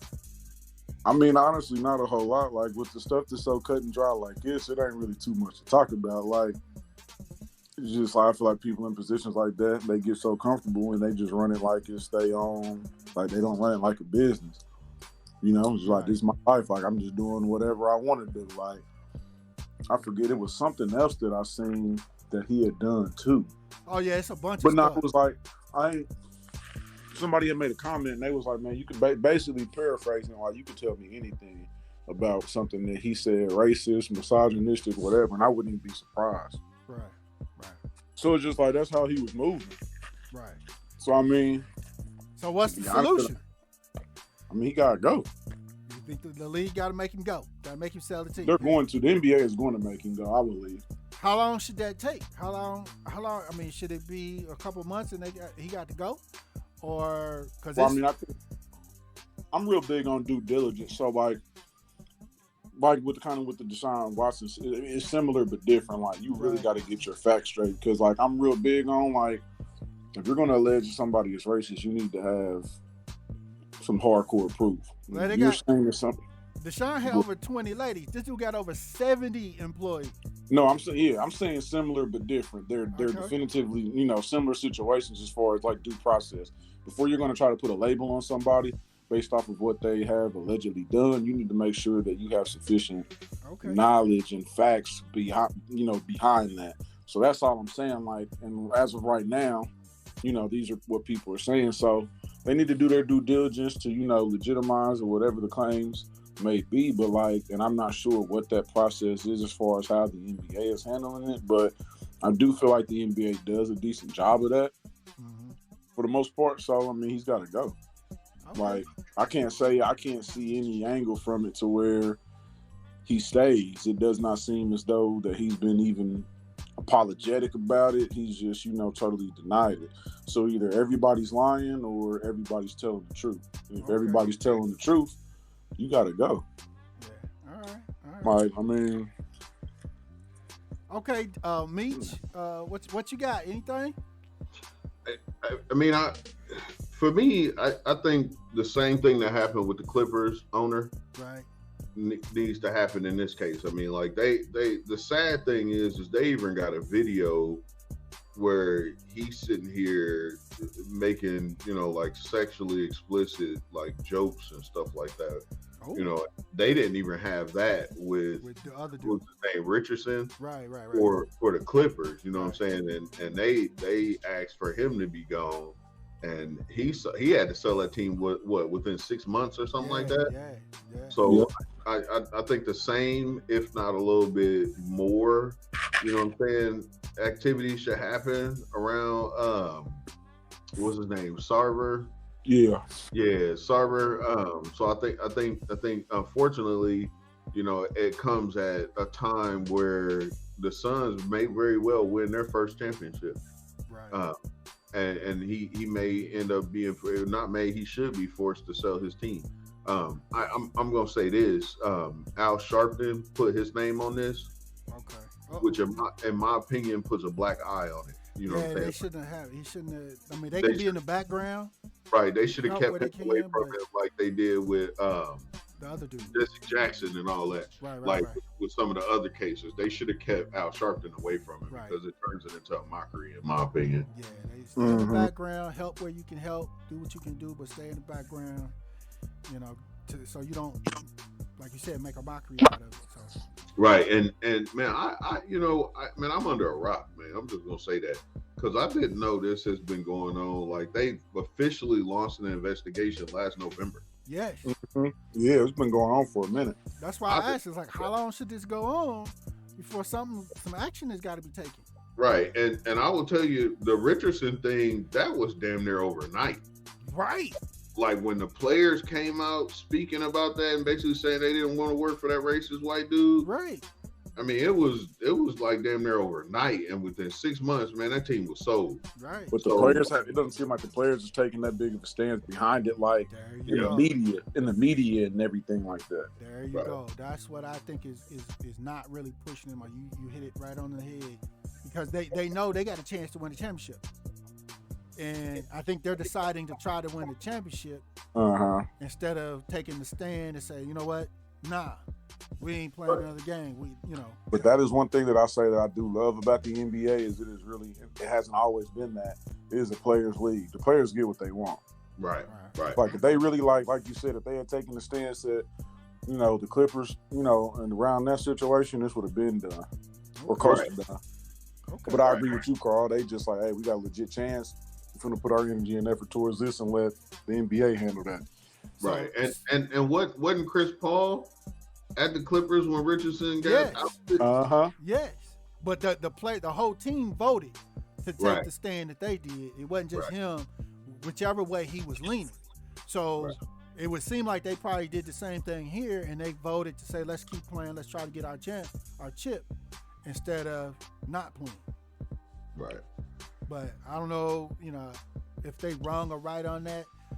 I would tend to say not being in that situation, and I'm a fighter. I'm like, nah, bro, get him out of here.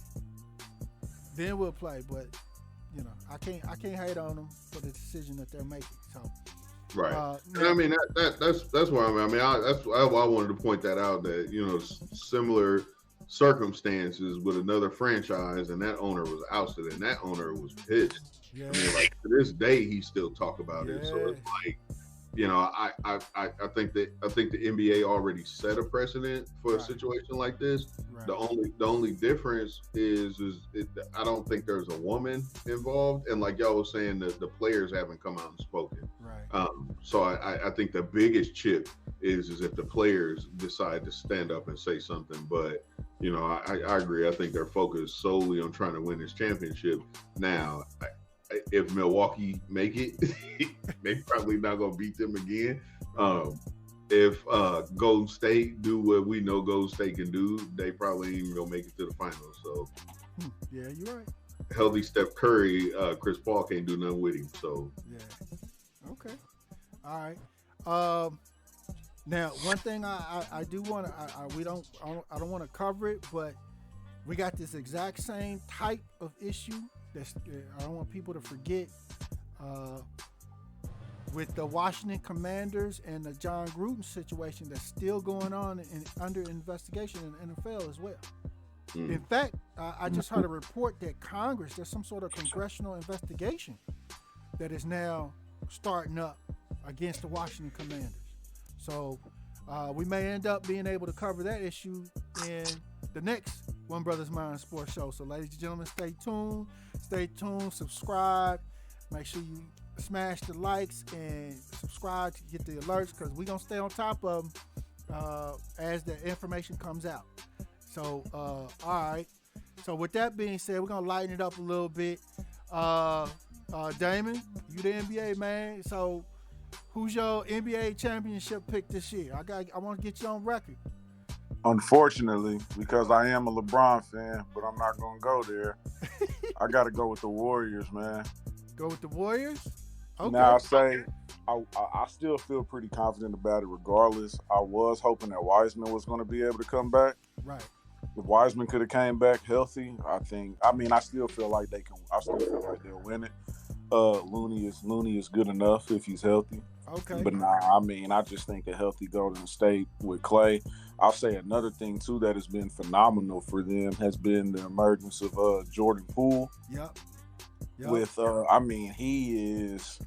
he's gonna get paid. I don't know where he's at with his contract or whatever, but whenever he's gonna get paid, he's gonna have a lot of viable people after him. He's still young, he can play. Right. And so just having him coming off the bench, he seems to just be ready, like, whether he's coming off that bench or whether he's in that starting role, he just seems to stay ready. Right. So I think that'll be really big. I'm high on Wiggins is solid. Clay, right. Don't forget about Gary Payton too, the second. Yeah, they all those ballers. guys. Yeah. And I think like a lot of those guys being out, like those guys got that stuff was invaluable for a lot of those guys. You know what I mean? Right. They got the experience. Yeah, that stuff was invaluable. Then you got Steph. Steph, Draymond, Clay. You got all those guys. It's just tough. Okay. It's tough. They've been there before. They're a well-oiled machine. They've been there before. They know what it takes. When you get those guys clicking and in a rhythm, it's tough. I think Clay is really going to get going in the playoffs in the first couple rounds. I think he's really going to start being more consistent. Right. But I'd have to go with the Warriors. All right. Let's say if I had a dark horse pick. You only get one pick. Oh, we only get one. No, I'm going with the Warriors. I didn't know if we was doing like no. Do your dark horse. Do your dark horse. I'm curious. I'd probably have to say, I ain't gonna lie to you. This might be very triggering, but I could see. I like Brooklyn for some reason. Okay. I like Brooklyn. You think Brooklyn gonna make the playoffs? Why wouldn't they? You talking about the Lakers? Demetrius? No, sir. Brooklyn is in 10th right now. Wait a minute. Are they? Yeah. Oh, Lord. Yeah. Oh, yeah, okay. They basically need to win out, and they need other motherfuckers to lose. Anything could happen. This is very much of a dark horse, but I feel like this: if they're a team that if they get in, that's not a team I want to play.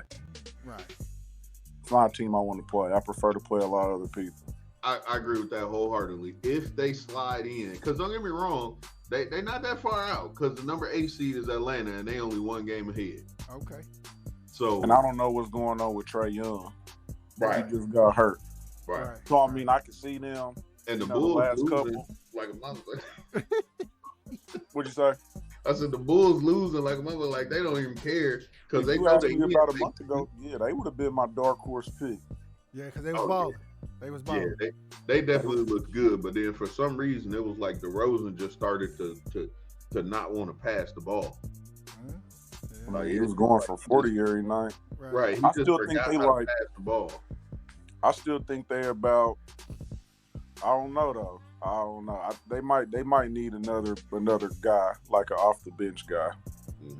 Okay. I don't know, but yeah, that's why I like Golden State really, because like Poole and a lot of the other guys. Because they're gonna get in sync, and I really think Clay's kind of just been chilling, like picking his spots. Right. Okay. Big Meech, who's your pick this year? Who gonna win the champ? Man, it's hard. Mr. Undecided. I am, because I really want to see CP3 get one, man. I'm gonna pick the Suns. I'm gonna go on record as saying I think the Suns gonna win it. But from the dark horse conversation, that underdog that a lot of people not really looking at. I know where you going. I know where you going too. Yeah.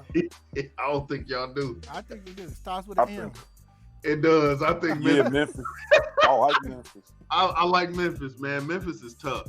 They got that tough mental fortitude, but as far as that powerhouse of the Warriors, the only team that I can see even competing with the Warriors right now is the Suns. Right. I think Memphis is just young. I think Memphis is gonna get a couple years away. Realize that they need to switch it into second gear. Right. A whole different ball game come playoffs. Whereas like y'all were saying, I think the Warriors got their young talent prepared and ready for their vets to come back, and their vets is back now, and they don't have to carry the whole load. But on that same token, I think the Suns have done the same thing. The Suns tasted what that victory looked like and felt like last year, and I feel like they came back with a chip on their shoulder. And they have all the ingredients. The Suns gonna pull it off this year. They have all the ingredients, bro. Right. They got it. They got the coach. They got the point guard. They got the sniper. They got the glue guys. They got the shooter. They got the big guy. You know what I mean? They got the brew. They got Crowder. You know what I mean? They got the backup PG Payne. I mean, they have all the ingredients. But I want to ask you this though, D, about Memphis. I want to talk about Ja Morant real quick. I just want to see kind of like where y'all head is at. So I want to ask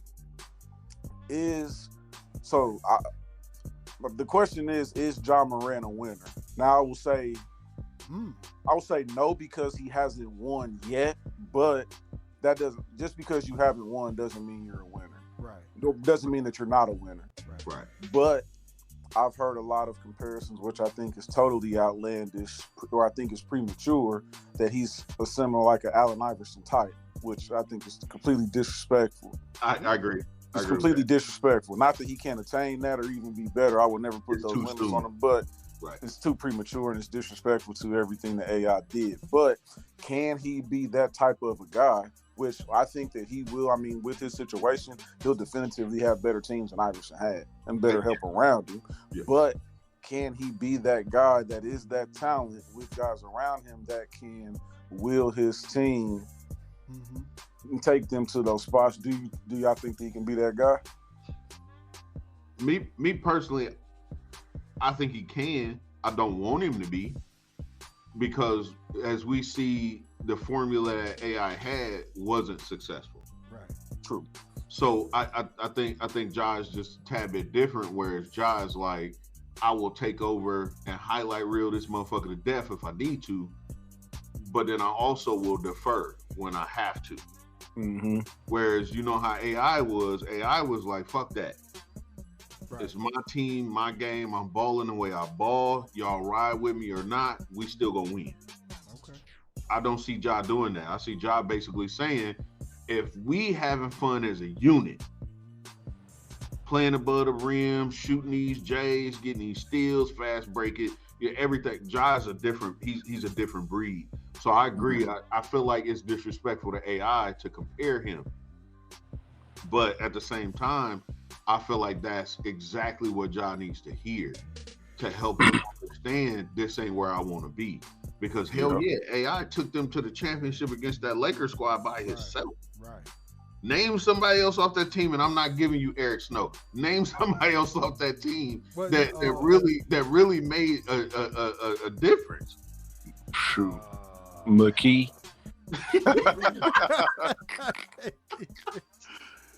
But I agree with you though, bro. And then one thing I really like Memphis too. And another guy that I think is going to be like, he's almost probably more important than John Morant to like them really going to the next level. He's got to be that guy. Is your boy Jared Jackson? Yeah. He's got to be like. He's got to turn it on. He's got to be that guy. He's got to really like, but every night though. Right. He's got to turn it on. In a 7-game set, can Memphis beat the Warriors?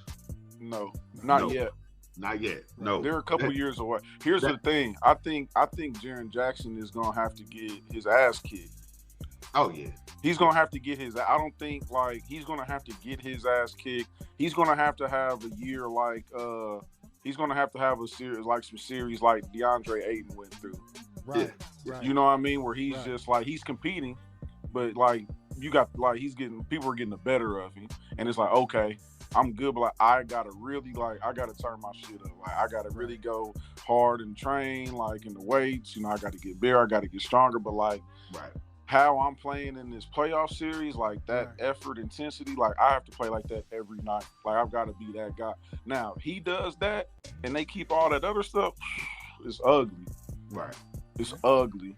So if the playoffs started today, Golden State would meet Memphis in the second round. Woo.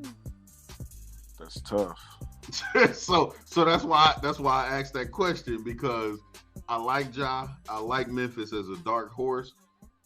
Anything could happen where they could sneak a game 3 and 5 out of Golden State. I think they take Golden State. I don't know if it goes 7. I can see 4-2. Right. Mm-hmm. I mean, I can see them going 6. Like it's not, and the thing that is scary about Memphis right now, they like 20-2 right now without Ja. Right. You know what I mean? Like Memphis is they're a scary team. Like I won't say that they're not in a situation to where they don't have anything to lose, but they really don't have anything to lose. They don't. So you know what I mean? They're playing for experience. And like my thing is the rim right now for them, and like the game is like everything. There's no pressure. Like my thing is we play you Golden State in the second round. Like y'all have all the pressure, Steph.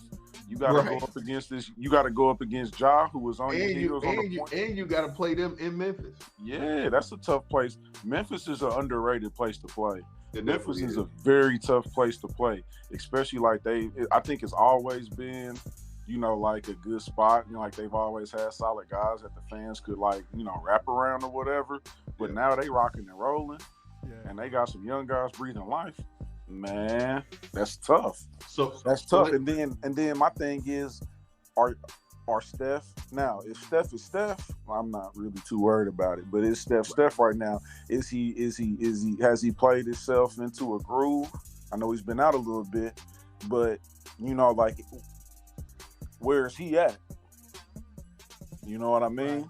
Right. Like, where is he at? But then my thing is, I'm looking at, so you have like, you know, the Ja versus Steph or whatever. I don't think that's necessarily a wash, but Ja can he can emulate, or he can, do close to whatever. The impact is going to be fairly similar. He gonna frustrate Steph.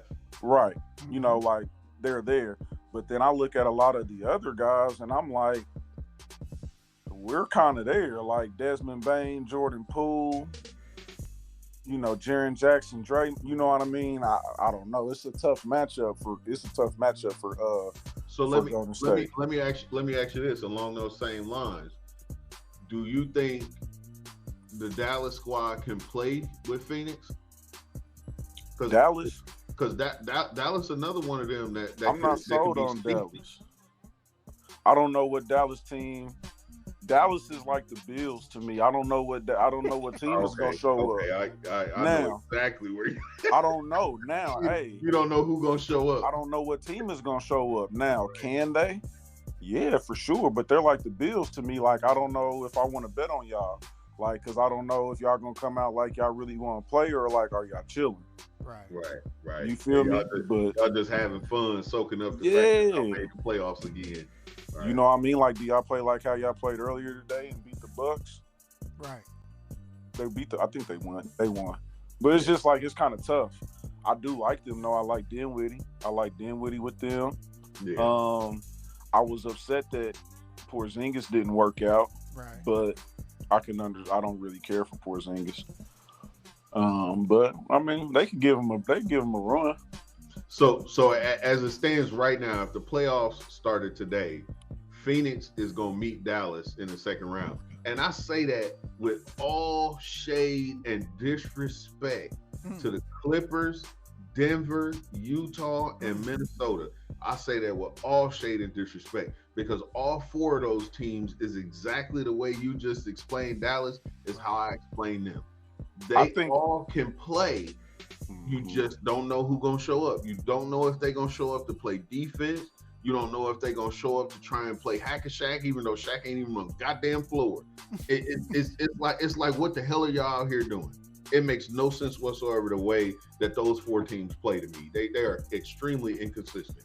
I'm gonna give you a hot take. I think they need to blow Utah up.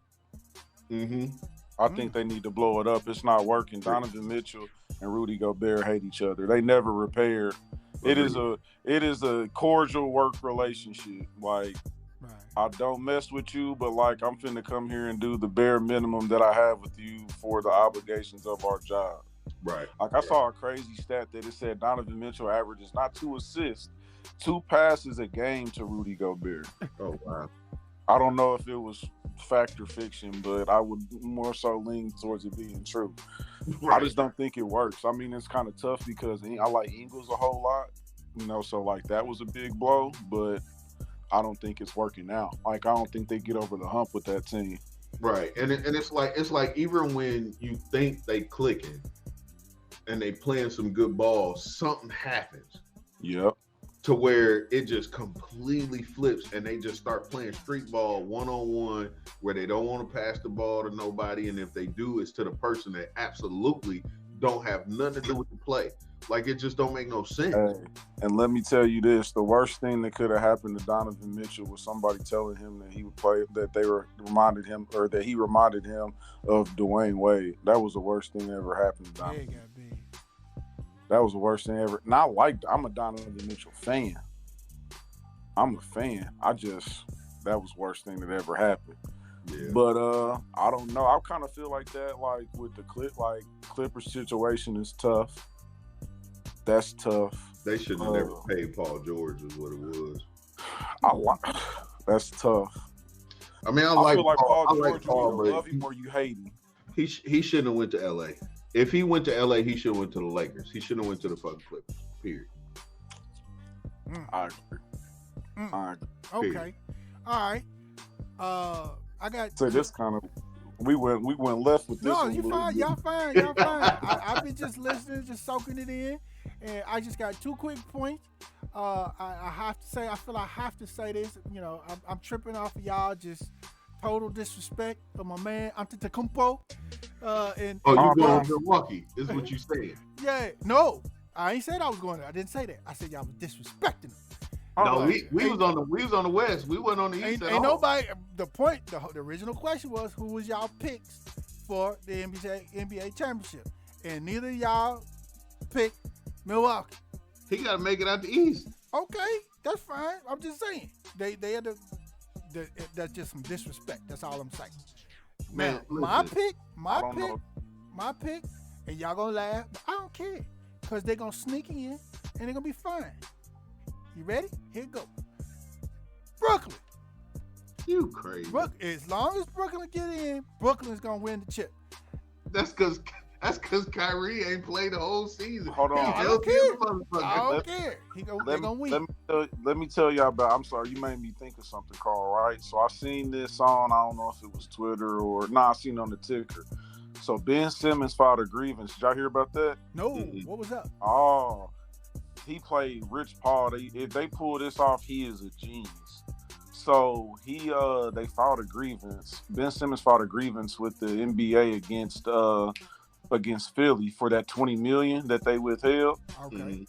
Basically citing that they withheld that because he did based on him not participating, but he cited his limited or sporadic participation to mental health. Right. So basically, he's filing a grievance like my failure to participate was not due to non-compliance, it was due to my mental health. Right. So now that puts Philly in a whole trick bag, which he did, though. He did state that. Right. You know what I mean? Like, he was inconsistent. He was like, my mental health and all that. So, like, he stated it at the time, so that's well documented. So now, like, man, if he pulls this off,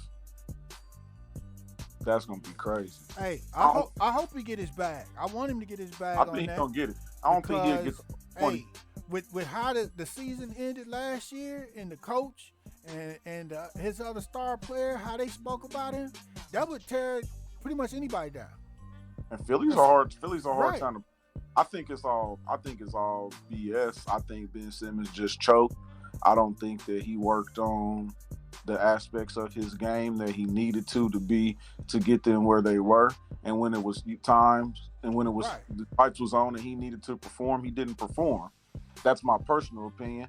If he definitively has some mental health issues going on surrounding basketball, like I hope he definitively gets them worked out. I just don't think that that's what it was. But do what you got to do. Like, they gonna get the most out of you. They gonna finesse you. So finesse the system. Right. I think he's gonna get his bag. I don't think he's gonna get the whole $20 million, but I think they'll settle, and he'll get that. He'll get half maybe. Yeah. But I thought that's crazy. Appreciate that extra little tip, man, because I ain't seen that one. Yeah, follow up on that. We definitely will. And real quick, ladies and gentlemen, once again, please like, share, subscribe. We do this every so often. And when you see the One Brothas Mind Sports Show, you know we coming with that fire. So, it is what it is. We got a couple more just to follow up on. Little quick hitters. We from the NAP,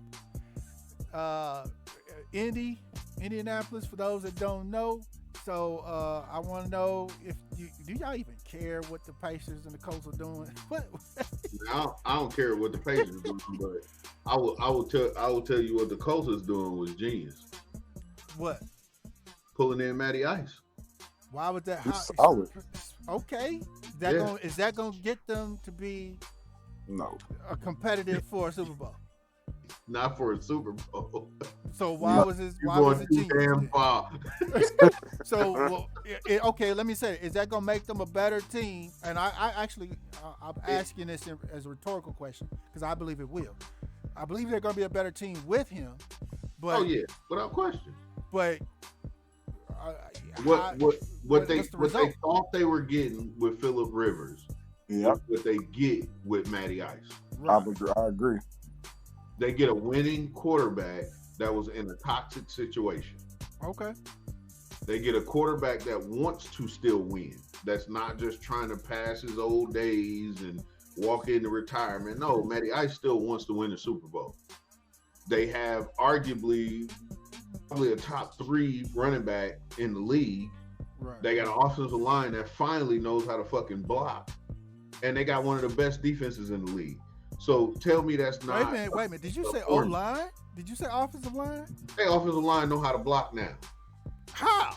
Not pass. I didn't say pass. Oh, okay. You just No, I'm not saying that. Block. They don't know how to pass block for shit. Right. But that's how they recruit. That's how they do it. But what they do have now is an O-line that when they need to pin their ears back and down block, they can do that shit. Okay. That's why they have arguably one of the best running backs in the league. Right. He could be pure shit. A couple of games I've watched this motherfucker run, he don't look that good. But what he does do is he follows those lanes and he gets up the field. Yeah. So when you got 5 awesome offensive linemen and a tight end that know how to block, that equates to big yardage. Right. And he takes full advantage of it.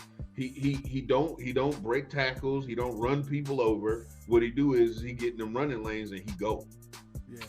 Okay. But Matty Ice gives you the opportunity where you get a semi-accurate quarterback that's not scared to throw the ball down the field. Okay. Agree. I'll say with the Pacers, man, it was just I really wasn't that mad about the Sabonis trade. I think people that were so like Pacer fans were so sold on Sabonis that he was this person, but around the league, he wasn't. Like Sabonis was like his stats are empty stats to me.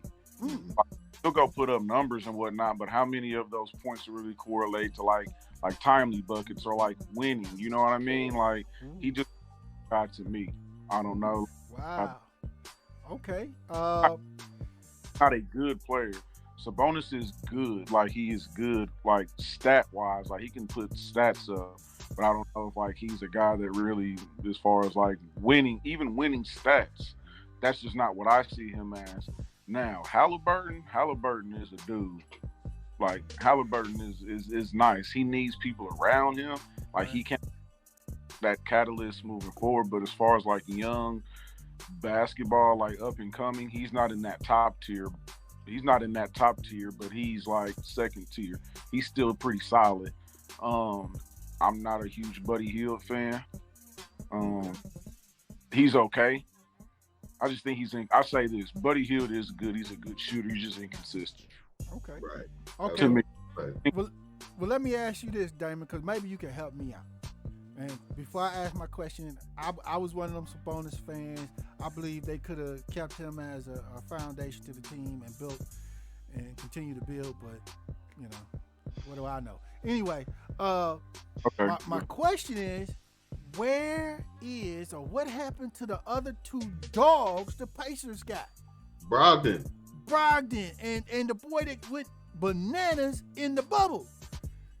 TJ. Yeah, where'd he go? Hey, Warren, he had been hurt. I don't know. I think Brogdon been hurt too. Brogdon, he's not 100%. I think he's just like he's healthy enough to where he can play. You know what I mean? Right. But I don't really fully recover. Okay, all right. Because I've been looking for them. I'm like, what the hell are they doing? Then as being more worried about what's the new guy's name, Halliburton. I haven't watched him a lot. I've heard a lot of good things about him, and he may turn out to be this. But to me, they let the diamond go. LeVert. Boy, yes, Lord, why did he let homeboy go to Cleveland? What is wrong with it? Man, if you watch that boy's game, he was dang near unstoppable when his jumper was working. Honestly, though, I'll say this. This is why I don't even get upset. It's just like, I don't feel like the Patriots really want to be good like that. Oh, my God, that boy's a monster. No moves that they make really indicate that they really want to win. Right. Like that they really want to win. Like, man. I don't know. I feel like I don't know. That's crazy. That dude, man, he was a person you literally just give him the ball, 8 seconds to go, score. And he got you. He gonna score, he gonna bust a 3, or he gonna get fouled driving to the basket. You almost couldn't stop him. He put up 32 points on Dallas. Golly, how do you let that go? Those are extremely hard to find. Yeah, I don't know how it's really hard just with the market. I don't think Sabonis was that guy. He could. I mean, it's just kind of tough because who do you bring? Sabonis is not that guy to where he can do it by himself. Right. But bring in. Well, if you didn't get rid of your boy to Cleveland, if you kept him, you kept Sabonis, and then when you got Moren and Brogdon also sitting around, we are going. We're talking about like to win, to get out the East. Like we're talking about making like deep runs. Who would even let's say you can't have Halliburton and Sabonis. So let's say you got Sabonis, you got LeVert, you got Brogdon, you got TJ Warren. Right. Who are you beating? You're not beating the Sixers. You're not beating the Bucks. You're not beating Brooklyn. Those are just 3 teams. You're not beating any of them in a 7-game series. To me, if they traded anybody to try to get another piece, it was the other big dude. What's the big boy that shoots threes, the block shots, the brother? I can't think of his name right now. What'd you say? I don't think Turner has a lot of trade value. Like that to me was who they should have got rid of. But I agree, but I think it's more so value. Like you're not going to get nothing back. I don't think like for what you would get back, you might as well just keep him. That's pretty much what they did. So, all right, well, there you have it on the Naptown squads, the Pacers and the Colts. They both suck, but anyway. I feel like cool. The Pacers gonna be a playoff team next year. Oh man, I guarantee they're gonna be a playoff team. You starting to sound like AB right now, man. You've been in No. I don't. What? They were a playoff team this year, basically. Before everybody got hurt. Mm-hmm. They don't. I mean, you gotta have some start. You gotta have some. I mean, just think about. You got what? You got Brooklyn. You got Philly. You got Milwaukee. You got Miami. It's tough. Yeah. Now my thing is they can be a playoff. I mean, they're good enough to be a playoff team. They can be like in that bottom 4. Maybe like 6 through whatever. But it's just like they're not gonna do anything. They're just gonna be there. They got to get some dudes. Like they got to get some guys. Well, they still don't got some dudes. So I'm not saying they. I don't feel like they really want. I don't feel like they want them. Like they don't really. Right. Yeah, I agree. So there you have it. Just one more quick hitter for y'all. I didn't know if y'all had any thoughts or was caught up on the whole Mike Beasley interview that took place and a lot of the things that he revealed. And, to me, it was a huge interview because, everybody thinks that becoming an NBA player is all strawberries and cream. For a lot of NBA players, it's not. And he really demonstrated that and put that on display and let everybody know it's extremely cutthroat. And in a lot of ways, you're literally fighting for your life. So I don't know if y'all had any thoughts about that or saw that information come out.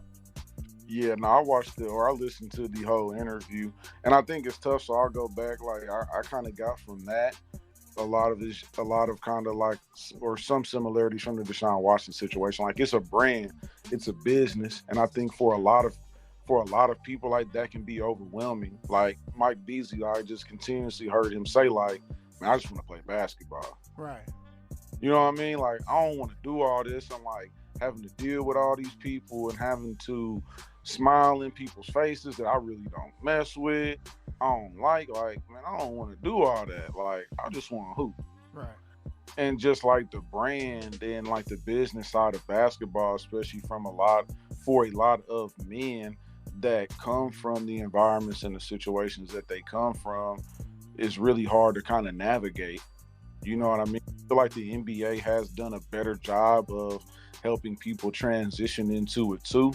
But I mean, it's still real difficult. I mean, it's real difficult. I don't think the NBA does a bad job of it, but I do, just numbers wise, like everybody's not going to receive it. As far as Michael Beasley, though, I do feel like he had a lot of people. It kind of sounded like a little like woe is me to an extent. Right. But I did really appreciate a lot of his vulnerability, and a lot of it did seem very real. So Go ahead. Here's my thing though. Even before teams stopped looking at him, he wasn't that good. Well, compared to all the other NBA players, not comparing himself to these what they call it now, developmental league players, you know, not comparing himself to college players, comparing him to when he was actually playing in the league. He was not that good. So on one token, it's like you came in the league and your hype was huge. Like I watched a little series where he was basically working out, basically letting everybody know, hey, I'm ready to play. I want to come back. You know, he was supposed to be on the team when the bubble happened and everything, and then he got sick and everything. And it's like, I mean, I get it. I hear and I hear his hunger. I mean, that's the one thing that you miss a lot of times from some of these other players that don't get a shot in the league is you don't they don't have a platform to hear their hunger.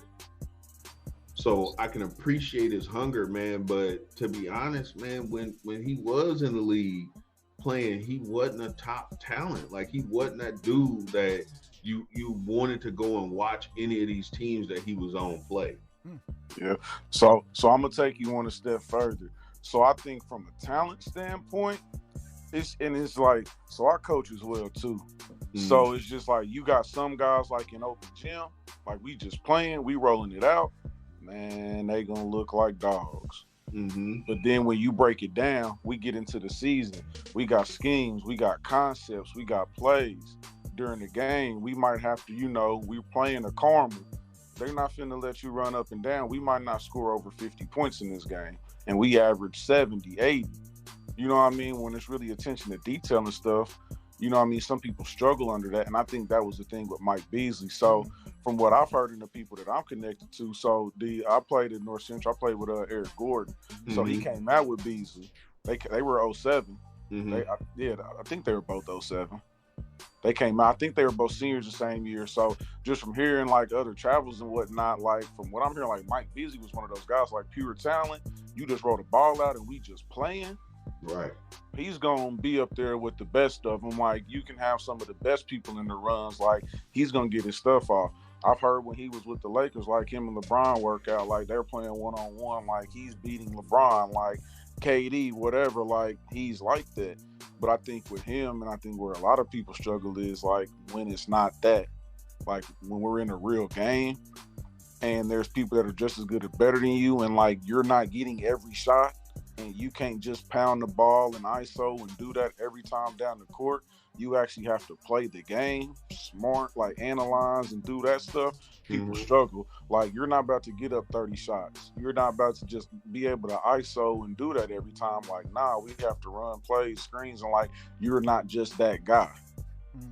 You know what I mean? I think that's where, you know what I mean, that was kind of the piggyback on what you were saying, that he's not that good like at doing that. He's not that. I don't think that he's that good. I don't think he's that dude. And he struggled to transition because in college, he's getting the ball. He can do whatever. He is the play. Giving him the ball is the play. But then really adjusting. And then even, you know, he was in his prime. He did okay. And then you take all the other ancillary issues that went on with him off the court. Right? Then he gets older.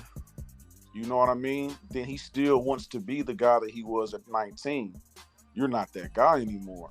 But you're still good enough to play on the team if you can play a role. If you can be a guy that comes in and gives us some quick offense, you know, does some hustle play, whatever, like a Carmelo, poor man's Carmelo, because he's not that good. But poor man's like come in, instant offense, come out. But I don't feel like he ever wanted to embrace that role. He was like, nobody gave me a chance to be, nobody gave me a chance to be the man, and I'm the man. And I know I am. My open gym, I kill all these dudes, but this ain't open gym though. Right. Can you play in a system consistently?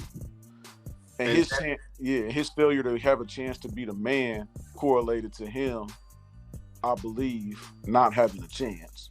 Right. You just didn't have the chance that you wanted. Right. But you had a chance. Like he could still, I think Mike Beasley, talent wise, if he embraces a role, he could still be playing now in a rotation. Yeah, if I agree. If he does, I can't remember dude's name, but if he commits and understands that he can be that sixth man, I think he'd be great at it. But just kind of listening at his interview, kind of watching him when he was doing that little special where they was showing him working out and how hard he was working, and it's exactly like you were saying, man. He does a lot of stuff one-on-one, and then he expects for teams to be able to say, we want to bring this one-on-one player into our fold. That's not how the NBA works. That's not how really any team works. I mean, and I get it. Yeah. Look at college. Yeah, in college, absolutely, you can be that man. You can be that one-man show in college, and you can make it to the big dance. Look at Melo. I mean, you just name a couple players. They were that man on their team. John Wall, you know what I'm saying? Like all of them, they were a man on their team. They basically handled the whole show by themselves. But then you get to the league, everybody that do.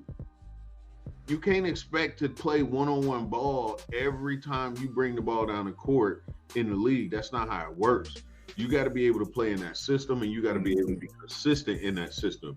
And Beasley, I hear him and I empathize with him because you can hear the pain in his voice.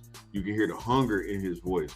He wants to play ball. He wants to play ball with the best in the world.